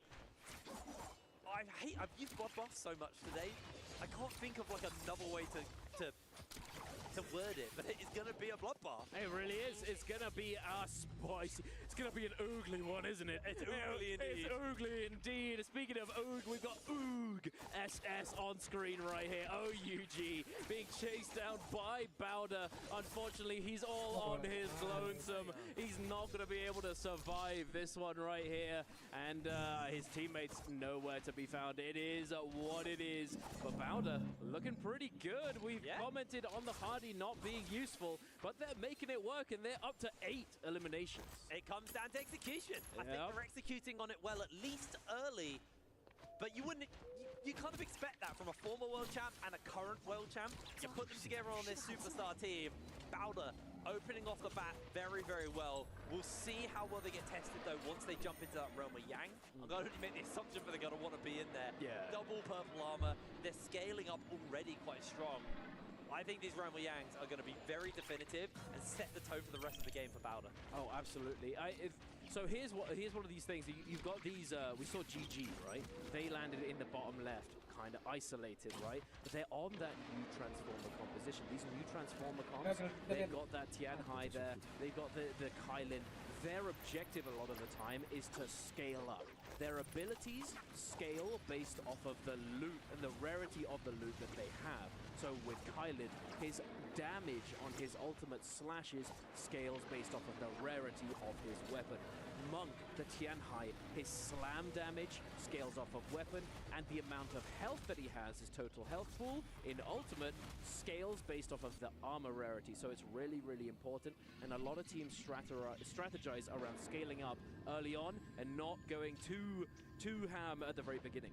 I really like, though, that we've got a lot of comps that can handle these Monk comps. Lots of crowd control, lots of ways to deal with it, because Monks want to get in the realm of Yang. They want to get the golden weapons for, like you said, the extra damage onto the Monk, the extra health. Everybody's just going to be diving in. YZG get left behind, unfortunately. DRG Boy, ada terculik di depan. Ada terculik di depan. Ada terculik di depan tadi. Break for them, but we're going to see Bowder inside their realm of Yang versus MVP. Let's see how they're going to perform here on the Hardy. Everyone goes aerial off the bat here as VVV flying knives in hand and a purple Hong sword to work with. Got himself that Syra ultimate again, scaling off the weapons he's got. Jumping forwards, MVP using a little bit of that armor. Going to be forced to throw the ultimate down, but VVV gets caught by the dazzle. Instantly presses the Hardy cube to break away as we see Hong get up inside that mech, trying to put some pressure down with a cannon fire onto the back line to try and keep his team alive. But VVV is going to pop the ultimate, throwing down dazzle. Sheehan loses a lot of HP. His ult's going to time out, and they're going to immediately launch onto him, looking for the grabs, unable to make the connection. But that's the opening. That's going to be the slam down, and 2 members of MVP are going to be caught out as we do see NY7 going to find himself one last slam choice. The ultimate times out here onto VVV, but the freeze comes through, and MVP actually have the members to turn this if they want. VVV finds the knockup though onto Hong. We lose the mech, not the mech, the Monk. That's the word I'm looking for. Is Hong solo on HP, caught by the flying daggers into the parry. Scale rush unnecessary. Bowder looking crisp and clean. Beautifully done. It was looking dire for a second there. You have to say that Hardy going down, but VVV and NY7 able to come in clutch. The Monk doing work. The Syra being able to sit there and fire away with that beam. But this is a big fight, ladies and gentlemen. We got SR going up against GG. I believe we saw SR in the kill feed taking down Hypercube in the realm of Yang, so they do have that bomb to play around with right here. So if they go down, they're not going to be going down permanently. phenomenally. Cuma S17 masih ada trying to get a nih little bit something out of that ultimate, not able to do so unfortunately, and now Zhao is going to be going down as well, but we have that Vermilion Bird's Might. They're going to be able to go elsewhere, resurrect themselves with all of their loot, so it's not over just yet. It's not over just yet. I was just thinking, SR on a monk comp, I would be terrified playing any monk comp right now because everyone wants to focus and make sure that SR are taken out. And everyone playing this game have no idea which team SR are. They just know it's a monk comp, so they're going to go looking for them. It could be a brutal one. Very one-sided Realm of Yang for them off the back of this one. But Bowder, Vermilion Bird's Might in hand, been playing very well. 11 kills under their belt. ASE also got 10 kills, so it's pretty tight between our 2 and 3 spot right now. Both of these guys just trying to cross that distance and make it to the match point threshold for the game at number 5. Yeah, no, it's oh, wait a minute. It's kicking off right here. Speaking of that 2 and 3, we've got ASE going in. Absolutely gaming. The stun is going to come through, and Hong, he can't play the game. Can I please move, senor? No, you cannot, he says. ASE, ruin him. He goes down. He's not getting back up, ladies and gentlemen. They have Yang Depletion. If you go down with Yang Depletion, you cannot be resurrected. So even if one of them was able to make it out, even if they were able to turn it, they would have had to have gotten those rebirth charms to be able to bring themselves back into the game. But no, sir, it's not happening. ASE extend their lead, going up to 13 kills. Man, Flying Knives they're fine and balanced, aren't they? They're very fun and interactive, aren't they, old boy? That palm lightning from this, it just gives so much damage at like a pretty comfortable mid-range. Yep. Absolutely brutal. No way they were going to survive that one. Bowder have been now put into the sights of 521. This could be scary for Bowder. They have the revive, but they only have 35 seconds left on it before that buff times out. So they actually may have no interest in fighting. 521 on the other hand, though, also no debuff on, so they don't have to take this fight. They are seeing if MY7 might be looking a little bit juicy. He's just going to pop the bell, looking for the lockdown onto them. We're going to see the ultimates getting thrown down here, but MY7 being juggled around. Hardy Cube to break away, does have the ultimate. We see OUG killed off screen as MY7's going to look for the pop, but Ibin keeping the pressure up. I think MY7's going to have to throw down the transform here, but he doesn't want to do it. Bowder are just going to play escape. 521 keeping that pressure up, but they are going to call it off. They know that the Hardy ultimate's being used, so they do feel like they have a slight advantage here.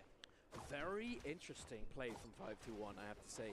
We see them approaching this team all friendly, like, you know, oh, hey, buddy, how's it going? Yeah, it's going all right, mate. Let's do some shopping. And then slowly but surely, they're like, oh, get off the shop, get out of here. And then they're probably, what was actually happening is that they timed the Vermilion Bird's Might, knew when it was going to be expiring, and actually tried to engage, giving themselves those kills, giving themselves the opportunity to potentially knock out this team, and or get themselves some kills, because if they were engaged upon, it's possible that it would have let themselves die, tidak dikasih as opposed to shopping fighting time it out and soalnya risking it SR once the buff had timed out, since there wasn't very much time left on it at all. But thankfully for them, they are able to make it out alive. Now taking a look at SR, they're encroaching onto YZG. Will they potentially go for this fight, or will they be, just doing his little love taps? We do see right here, Yang Depletion is going to claim a few players, unfortunately. That is quite a lot. Yang Depletion is a nasty thing to be afflicted by. It looks like SR right now are actually pinned between ASE, Bowder, and YZG. So this could be pretty dicey here for SR, as everyone, like I said, wants to take out these monk comps. They know that SR are one of them, and the game plan is deny them the ability to win this game. But SR playing a good disengage, and actually it looks like YZG have been able to been peeled onto. So the attention's been shifted away. The real attention, though, is the big circle that's spawning up right now. We're about to see the Realm of Yang. Only 4 spots available, and there's a whole bunch of teams wanting to get inside this Realm of Yang. In they jump. ASE are going up versus OUG inside their first Realm of Kalau tadi jadi pasang harusnya 12. Kan tadi 4 nih, 8 berarti 8 tim tambah. They certainly could. Oh, we're going for the aggressive one right now. The 8 pil tambah 14. leaping in. Does he have the hop? He got the hop. Beautiful. So there is a dynamic right here between the Tianhai's ultimate fight. We got the rock, paper, scissors back and forth. Does he go for the hop? Then it'll shift forward. Does he try and catch it? The re-grab onto Ibin. The slam. Can he get the ult? No, he cannot. He goes down. SR on the front foot. 5-1. Lose dilempar baru langsung going into the sky, but the Monk is going to be coming out of that ultimate state. He's going to be able to potentially peel, but the bell has already been utilized. Got no armor to play around with. It's not looking too good for 5-1, ladies and gentlemen. It's going to be turned around. Fat Milk is going to be, you know, the attention. He's going to try and claim it. Get out of here. Leave him alone. Bampy trying to make it away, but I don't think this is going to be salvageable. And he goes down 3 versus 1. It's a formality at this point, ladies and gentlemen. Fat Milk, try as he might, he's not getting out of this one. A minute to try and buy some time. 1 versus 3. Not happening. No. SR continue their dominance on today and take 1 step closer towards locking in the victory here in game number 4. They still got their work cut out for them though. ASC and Bowder performing incredibly well. We'll see how they do inside their Realm Yang. It was actually ASC who won over in their Realm Yang. So running around with that Mystic Knight, both these teams are going to be aware of each other off the back of that one. Actually looks like SR potentially thinking about engaging onto them. No, just a bit of shopping. Everyone's going to jump into the shop, grab themselves some goodies.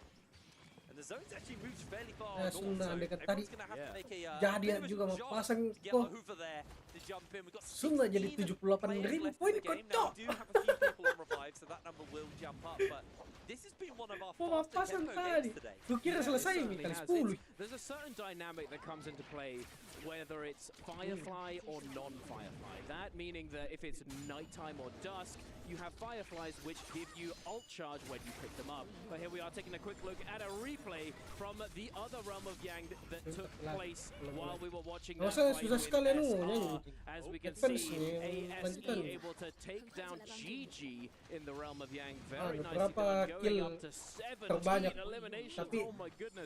Speaking of eliminations, we got Bowder on 11, SR on 10, GG on 5, OUG on 0, fully knocked out. Unfortunately, DRG on 5, but knocked out as well. YZG on 4, 5-1 on 3, TJG on 1, RL on 3, Hypercube on 0, and MVP on 2. I feel like ASC are the biggest hope right now for the lobby. If people want to keep this game going, you need to be cheering for ASC. Bowder, there is a world, I think 11 kills is plenty right now, but 18 players left in this lobby, 3 of which are going to be going out due to the Yang depletion, whether or not it's those with depletion or the people they killed. So this number's going to go down real low. We're actually going to see probably one of the smaller circles at the end of a game we've seen all day. They've been kind of playing out for the long game. Masih bisa bro, not quite being the case here. Zone's going to be closing up. ASE have TJG apa advance ya? Apa threshold anunya? How many teams will score match point after this match? Total score of 47 team or more. Pampy's got the grab, but it's the double coming in from Pampy. He's going to have to go for the slam and try and play into Rush. Comes down, and CJS will fall. Everyone's in the zone. 3-3-0, unable to find a connection on the Fat Milk with those hands. LXM, low HP, no armor to speak of. TJ 3-3-0 forced to use the bell, but the Kylin will keep him grapple locked, and down he goes. 5-1, find 2 cleanses, and LXM should be short behind. 5-1, their day is not done yet. No, it's not, ladies and gentlemen. What a fight! We see that Monk dynamic coming on through. They get the double grab, beautifully done. Now, we're taking a look here. We see SR encroaching onto 5-1 inside the storm. Send out a quick cannon shot with that flame breath as well. I think they may have recognized that it's another Tianhai composition. Will they look to fully commit to this fight, or will they be friendly? It looks as though the friendly hops might be coming out, and there it is. SR, as well as 5-1, they know that if they end up being the only Tianhai compositions, the only new Transformer compositions left in this endgame, that they will be focused down, and SR certainly want to try and get themselves as many points as possible. Yeah, so just taking stock of where we're at, we have ourselves, I believe, 5 teams left in the lobby, actually, 2 of which are those non-traditional monks, because traditional monk is Yuei-Shen, but the current new era of the monk with the Kailin. We've got, obviously, Bowder, who have this very bizarre Syra Hardy monk comp, which is actually working out for them. And then ASE and TJX, both running those heavy crowd control comps that are going to be really good at handling these monks in the final circle. A while ago, we actually saw a change to the way ults are played out in Naraka, where you actually have a lot less time if you're transformed, or if you have an ult that has a Deseri punya maksimumnya kok. time has been reduced. Bisa yan. Crowd controlling a monk really shuts him down because he loses a massive chunk of his time to be able to find those grabs, to be able to transition those into kills. Same with the Kailin and his dashes. So crowd control comps a lot better at handling these monk comps. We're in what I like to call the Buccaneer phase, where everyone pulls out their cannons and muskets and starts like old pirate ships, just shooting at each other, building up rage charge to get those monks ready to go to the transforms and also burn the pots and the resources of the enemy teams. Yeah, absolutely. That's super important as well. Having sufficient resources to survive in these end games is one of the most important things to manage. Right here, we do see a little bit of aggression. TJG looking to aggress, but they step back. They see the response coming out from SR. They're not wasting any time. They're going to commit that Tianhai ultimate, the Vajra state. But here we go, ladies and gentlemen. The AC is jumping in. That Viper ultimate. Are we seeing the stun? We are indeed. 17S could potentially go down here, but Zhao did break away, break line of sight, and get out of there. Avoiding the stun, popping that ultimate, and coming back in to save his teammate. 17S coming out of that ultimate. We see the freeze come on through. Can he survive this one? They have got quite a lot of progression on that Spirit Well. They might be able to stay up here, but Zhao Wen's going to be the one to get grabbed by Bowder. Bowder jumping in with her own monk ultimate. This could get very ugly very quickly. Massive shutdown on SR capping there, though, denying the people who want it the most to make sure that they can't find that win. ASE, they actually jumped off the Spirit Well they were on to grief the monk comp to make sure, in case it's SR, to play denial, but the moonshot coming in from off screen here. Massive play from Han. SS is going to get knocked back. Sorry, 17S is going to get knocked back. His health bar's low. That's the kill for Mist. SR lose their monk as we cut over to Zhao. Pampy, he finds Mist with the grab, though. SR Napegan saja. they're interrupted. The Draco Storm is being a menace for them. ASE are not going to play the denial, though, as SR looking to cap the health bars are low. Pampy's just looking the wrong way. He will not play the denial. SR get the Spirit Well and put Yang Depletion on the rest of the lobby. Absolute insanity. We do see 521 jumping in, and their focus was not on SR, it was on the Justinas, it was on everything else, as they don't want to be isolated in the lobby. They had the Draco Storm buff, so they were able to have full agency in that scenario. Now we have SR being forced to use their ultimate once again. Are we going to see the grabs? We are indeed, but it's on to NY7 on the Tianhai. He gets slammed, he gets cooked by the Flamebringer, the flamethrower of the game. And now picking up a Soul Bloom, going to be getting a little bit more of that ult charge. They're going to be able to move forwards, go to the safe zone, and secure themselves a little spot to call home for the upcoming carnage that will ensue. The lobby just griefed themselves. I actually think SR could close this here. ASE have 19 kills, but they only have one player alive. Han is in the zone right now. He got jumped by TJX. Whilst they were actually trying to buy a revive to get one of their teammates back up. This is rough. No, he's dead! Out 19 kills over to them, and they are knocked out of the game. Bowder, one player left, the only hope for this lobby. Maybe 521 could put enough kills together to play denial. SR only 2 kills ahead right now, but they've got the buffs, they've got the members to work with. This is an incredibly dicey situation. We could see SR pull the victory out here in game number 4. Everyone thought it was going to be OUG, but SR right now, they have the tempo, they have the control, they have scaled into this final circle. Bowder Zen could get found in this invisibility bush. He's the last man standing. He has Yang Depletion. He's hit by the Bane's breath, and S17 are just going to get the knockback in and find the kill. This could be SR's moment. They could take it all. They certainly could. It could be fitting, no. We had Spider yesterday. SRR Gaming, ladies and gentlemen. 17S looking to aggress onto 521. Their former friendlies, you know, we were friends before, but no longer. We're jumping in with that cannon. The Flame Breath is doing damage directly to those health bars. We see that ultimate pop up. The jump in from the Mock from Pampy. He's trying to get the grabs. He doesn't find one. Ivan gets scooped up. He might go down here. The knockback. He's not able to stay alive. Ivan goes down. 17S is standing strong, ladies and gentlemen. They still have the buff for another 20 seconds. And Fat Milk, wait a minute, out of nowhere, Jang dropping out of the sky. The drop down. 17S able to iframe with the D-transform. They might be able to salvage this one, but it's getting very aggressive. And TJG might be able to stop SR in their tracks. This could just be the hero play from TJG, but they're going to see Fat Milk getting caught by the parry here. 17S applies more pressure. Can TJG turn the fight around? Zhao takes out Fat Milk. They're up to 14 kills. SR, they're closing in. Draco Storm in their pocket. 6 players left in the lobby. I think they're just going to close it out right here, right now. Pampy taken down. Another kill into the pocket of SR as Afan is on his lonesome, being run down by SR. Afan has nowhere to go. Zhao secures the kill onto him. One player remains. SR, they will have done it. Jumping into the zone. The denial was too little. It was too damn late. Selesai. Woi, berdiri bro, saya nih bro. Ambil piala nih. Do they do it? I think they've done it, ladies and gentlemen. SR with so many kills. There you see it, the celebration coming through. The emotion, you can see it on their faces, plain as day. Ladies and gentlemen, your champions here off of 4 games. Is this a new trend? What is going on? I cannot believe it. We said it, everyone thought OUG were going to be the guys to do it.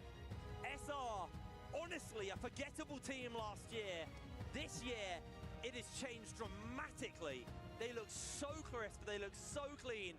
That was a dominating performance from them. Opening on a strong game in game number 1. They played consistently for the next 2. And then when they needed it, they pop off. They find the game 4 victory. Specific reaction. Such a good victory here at EWC. Oh my goodness. I'm reeling from that. I was there last week in Burst Bi-Weekly for MBPL. OUG takes it in 4, and now we have it back-to-back in the next tournament. What on earth here in Riyadh at MSC EWC 25 Festival, ladies and gentlemen. And it's across the board too. Spider, yesterday. It's scripted, ladies and gentlemen. It's like the stars aligned. You can see it on all these other players' faces. They can't believe it. They can't believe it happened. Double wins for the org. Both days they pull it out. Really, really impressive stuff from SR. And honestly, I have to give it to them because TJG were trying to deal with the Monk comps. They knew that SR was one of them. And unfortunately for TJG, they accidentally took out the wrong comps. And SR, this is honestly to their credit, they hid in the mess, they hid in the chaos. They were unable to be tracked, unable to be found. They put the kills together. They're going to approach that trophy. An absolutely phenomenal performance from SR. Lining up, ready to lift that trophy. It is raised on a plinth for them. SR, 3 victories today. They only gave up 1 game to OUG. They deserve it. They played so damn well today. As here they are approaching that trophy. An absolutely beautiful day from them. No one came close. It is absolutely deserved. Give it up. SR.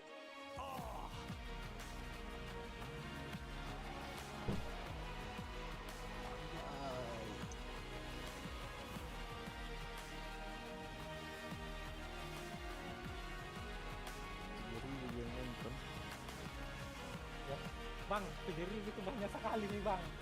Iya, tapi maksudnya skala ini Turnamen. skala turnamen internasional. Iya. Banyak orang menyerah mainin game. Misal. Kalah. Andon saya berapa puluh ribu lah.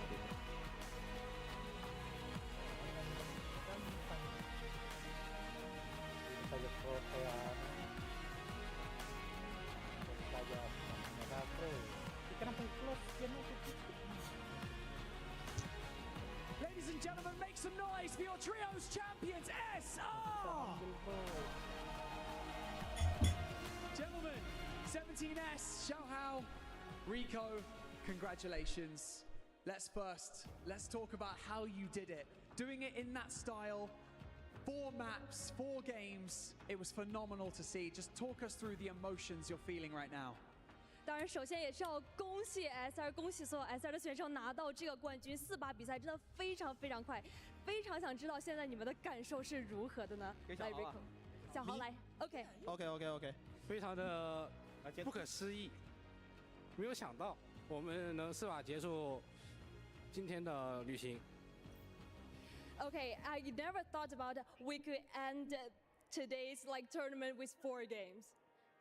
Also, I want to ask the second question for 17S. I know in Koi Cup, you rushed into the middle of the stage and celebrate for YZG for the champion of Koi Cup. But this time is your turn. How does that feel like lifting the trophy and with this golden ring?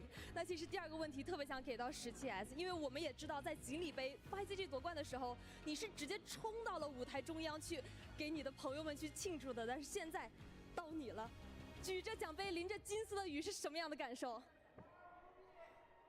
我这个冠军我等了3年，我也没想到会在今天能拿到这个冠军。是，我已经说不出其他话。 Tidak sesedih Spider kemarin 很感谢我的队友，很感谢我的俱乐部， Solo itu bro. 很感谢 YZG， 很感谢前路。 Tidak ada temannya support di sampingnya bro. Okay, I don't know what to say about this champion. I have been waiting for this champion for like 3 years long. So I really want to thank all of my friends, my teammates. Also, I want to thank QGG from YZG too. I'd like to finally ask you, you know, you have all this support, a plethora of support from everyone around the world. You've got so many fans, coach, family. What would you like to say to them in this moment? OK， 那最后一个问题给到 Rico。那我们也知道，你们有非常多的支持者，包括这次比赛一直以来给予你们支持的朋友也好、教练也好、队伍也好，有什么想要对他们说的呢？谢谢你们的栽培。无论是在当初的OUG 冠总以及古总给我们的支持都非常的重要，他们2个应该是我们的贵人，把我们组在一起，一起打这游戏，然后获得这个冠军。Okay, I really want to thank our boss, like including OUG's boss and SR's boss. I think they are really, really meaningful for us, and because of them, I can stand here. So I really want to thank them. Well, this is the fun bit. This is the final moment. I would also like to announce here on the main stage that your MVP of the tournament, your Sony MVP, is Xiaohao. So congratulations. I would like you to lift that trophy one more time, gentlemen, and solidify your legacy here at the Esports World Cup as champions. Ladies and gentlemen, make some noise one final time for SR!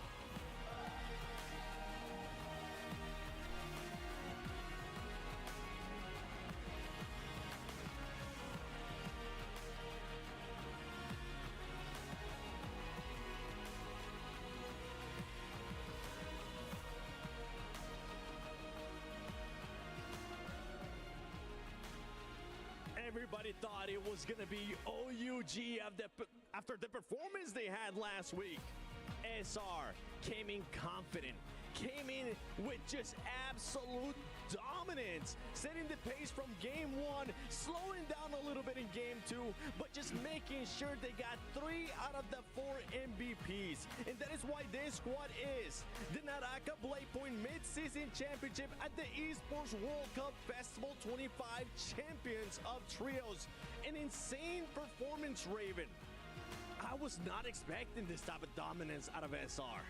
I don't think anyone really expected. They were one of the favorites going in, but something that they did that's super surprising. OUG, they did it with Viper. The league adjusted their sneaky play to snipe all the Transformers. But over the years, what's defined Naraka Trios has always been your Monk. And SR showed that Transformers still to this day dominates, and they ended in 4. Seb, you've been talking about Monks. We've been talking about Monks even watching the games. Those double slams. I mean, they proved that you can definitely win with them and dominate with them.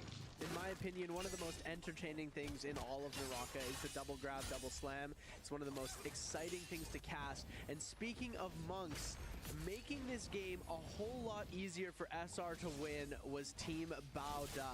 They were able to come in and peel for SR, allowing SR to get the revive in the middle of endgame. We rarely see that happen. And Moxie, I know you've got words for this. Yeah, we saw it when we were looking at, that draft phase coming on through. We were like, oh, it's going to be really hard to counter-strat and try and figure out what's the majority of this composition and what exactly is SR going to be playing. And like you said, Seb, Bauda absolutely had no idea the team that they were peeling when they came in for that Spirit Well to stop that Viper composition from knocking one of the Transformers out and weakening the Barter comp as a whole as the game continued. Was SR the only team on match point eligibility? The crazy part too is that we saw SR getting pretty much grief at the start by not just one team, multiple teams. But I feel like that Yang too, with 5-2-1, once we saw that, we're like, okay, 5-2-1, you got to be able to stop this. That wasn't the case, Raven, because SR just came out and smashed them too.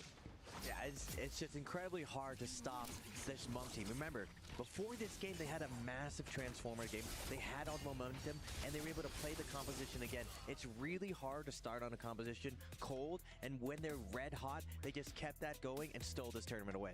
And there you have it. I mean, no questions. Specific reaction, SR, 75 points. What a gap when we talk about that in regards to first place and second place, Moxie. Yeah, we might need to be renaming as specific gaming, more like specific position taking. Back-to-back first place across the board for both solos and trios.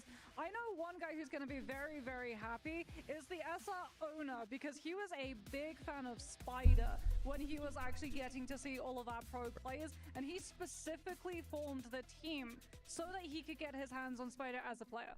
Yeah, they decided to put Spider into this team, invited him on, and created a trios team, built it around Spider coming through. So having Spider there, winning the solos, and then SR's team coming in and winning the trios, it's really the cherry on top. We've been talking about SR. I feel like we got to take a look at the Sony MVP of the Naraka BladePoint MCS. Oh my goodness, hold on. I just want to see it. Okay, Xiao, no surprise to be honest, and he's gonna be not just the winner of the Sony tournament MVP, he's gonna be the winner of just about everything, because this man was just putting in an insane performance, Moxie. Yeah, his Kylan performance was so incredibly strong. We talk about, the strength of the Transformer composition, the grabs were huge, but the follow-up displacement dashes, as well as being able to catch when the Monk went for that slam with that next follow-through dash, Zhao was able to convert those opportunities that his team provided. And being provided by Amazon post-match, he is going to be your kill leader. On top of that, he's going to be taking home, based on what he just won from winning everything, at 12,000 to that as well, Seb. And add the damage dealer as well. He's got the kill leader, the damage dealer. The most amount of MVPs is going to be going to SR, as we're taking a look at some of the highlights that they were able to come through to win this game. Siapa MVP-nya? Yeah, inside Yang, SR was an unstoppable force. Now I'm saying the key, just like in solos, in trios, you gotta win that second Yang. You gotta be a Yang team, and Transformers has always been the most dominant Yang composition. off spawn, they were locked in, setting up for their first yank, getting that loot. Now, when you play Transformers, the name of the game is to get a lot of loot so you can snowball and survive that Viper composition and endgame. And unlike the previous finals, we see that SR came with a game plan to really lock in and navigate these endgames to pick up so many kills today. Yeah, speaking about how dominant we got to see SR being, does this make SR the record holder for most amount of MVPs picked up in one day if we go by percentage? Because they only actually dropped 1 out of the 4 that Ya itu toh masih main dia orang dia. That is a record. One first thing, we've seen, this is our second time only ever that we've seen a trios go to 4 games. And so close together too. Literally 1 week within each other, which is insane. Iya. Tower of Fantasy. Iya. Game ala Genshin Impact tapi MMORPG real MMORPG. Betul kenapa ndak laku ini Tof nah? Padahal lebih bagus, Cok. Santas suka memang. Enggak, maksudku lebih bagus ketimbang Genshin, Cok. Tapi memang kalau Genshin lebih kaya story-nya. Orang yang Genshin sudah terlanjur buang. Be amazing. Not only do you win the solos, you on top of that win the trios. You get to take the most money possible too out of the Naraka BladePoint tournament that we have had so far. I want to take a look though at the Korea top plays from this whole tournament because I'm pretty sure we have seen some amazing stuff just for today. By the way, this is just for trios, and it's gonna be no surprise. I'm pretty sure we'll end up seeing a lot more SR in here. Taking a look, this is going to be GG in the realm of Yang versus ASE. ASE did end up falling here pretty quickly, but as we're taking a look at some more of these highlights, we're going to be seeing 17S. Pole Sword scale rushes coming in at full throttle against OUG. And OUG, a team that we really expected to perform a lot better today, and SR just had their number. Yeah, SR absolutely dominant. 17S leading the charge on the Justina. Now, Zhao, the MVP on the Kylan. You're seeing him do the work, facilitating his team, and also securing kills. Normally, Kylan has been on that double charge, cleaning up the trash, but today, he is a trash collector, and he's going to be collecting so much cash as the MVP, and his team claiming all the MVPs. That's half the pot. In 4 games, they just take it all away from everyone. Well, ladies and gentlemen, it's been an amazing tournament so far here at the Naraka BladePoint Mid-Season Cup Championship. And I just want to make sure we get to say bye with everybody. So guys, coming in real quick, because not only did we have an amazing solos performance yesterday out of Spider, today the whole squad for SR was able to put up the numbers, put up the dominance. So a huge special thank you to none other than NetEase, the publishers for Naraka BladePoint, for everybody at EWC, for production, and for everybody standing here. Raven, please, Scott, Moxie, Sam, my man, Hip Ray, Duncan, the Pirates, and then you got Creative, as well as Barney and Leah. Take it away.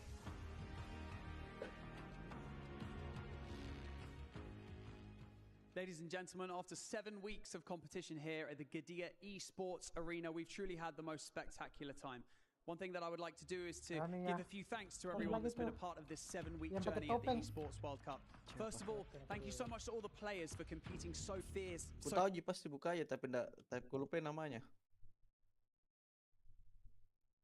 For creating such an unbelievable spectacle for everyone to see. Everything that you see on your screen has been produced meticulously by stage producers, stage managers, and camera ops, and everything in between. So thank you to all of you for working so hard. To all of the broadcast talent, thank you so much for painting the pictures and telling the stories that you see on the screen. You've all worked so hard as well, and I cannot thank you enough. That is why you guys are leading the industry here in our beloved industry.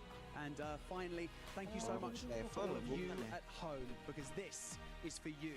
This is your industry, this is your entertainment. And to be honest with you, everything that we do on here is for you guys at home. So thank you for supporting your favorite players and your favorite teams. And please do continue to do so.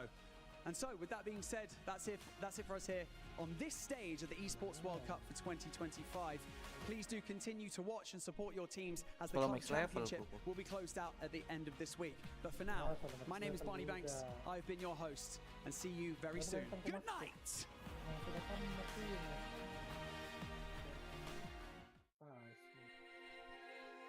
Yang ketretan, ku tahu gitu, yang pakai topeng.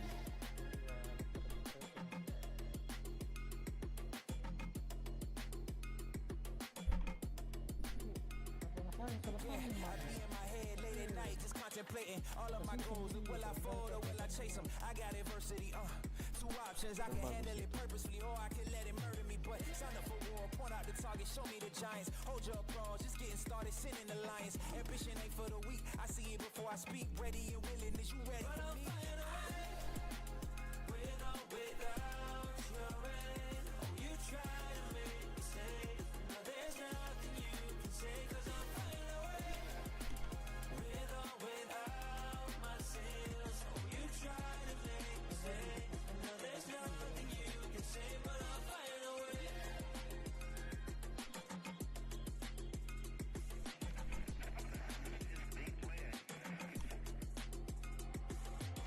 Now I ain't looking for handouts. I'm looking to stand out. Got the vision coming, watch how it pans Ini juga out. bagus ya, komik Absolute Rain. Yang mamanya faksi Demon toh, bapaknya faksi Ortodoks. Saya tahu juga itu. Berjamaah.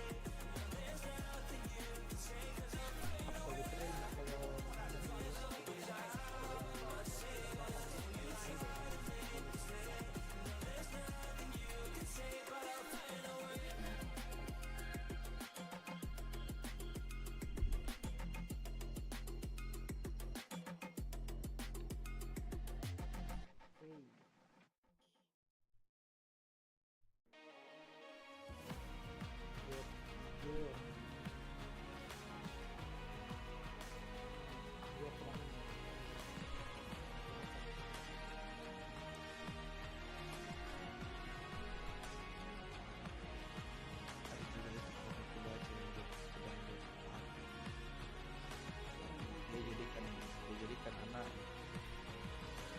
mulai ini kan tiba-tiba jadi tiba-tiba berubah jadi musuh ke pedangnya.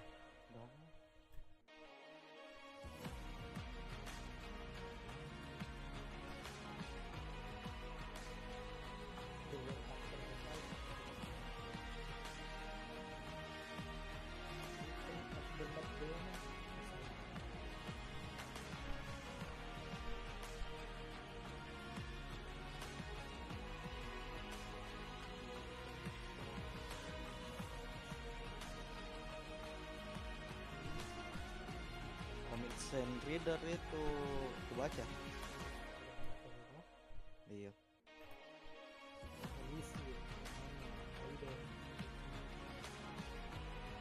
Aiden dia baca itu. Ingat Aiden itu yang pemeran ininya kan? Apa namanya yang jadi masternya?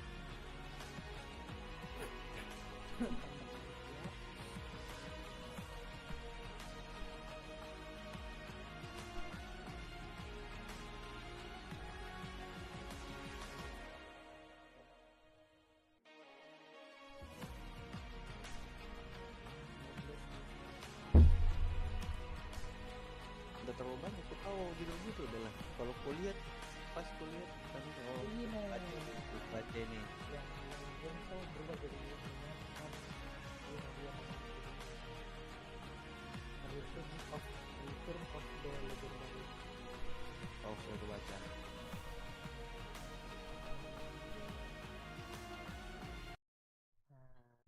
Gamenya Dreamside. Nama karakter gamenya Kay.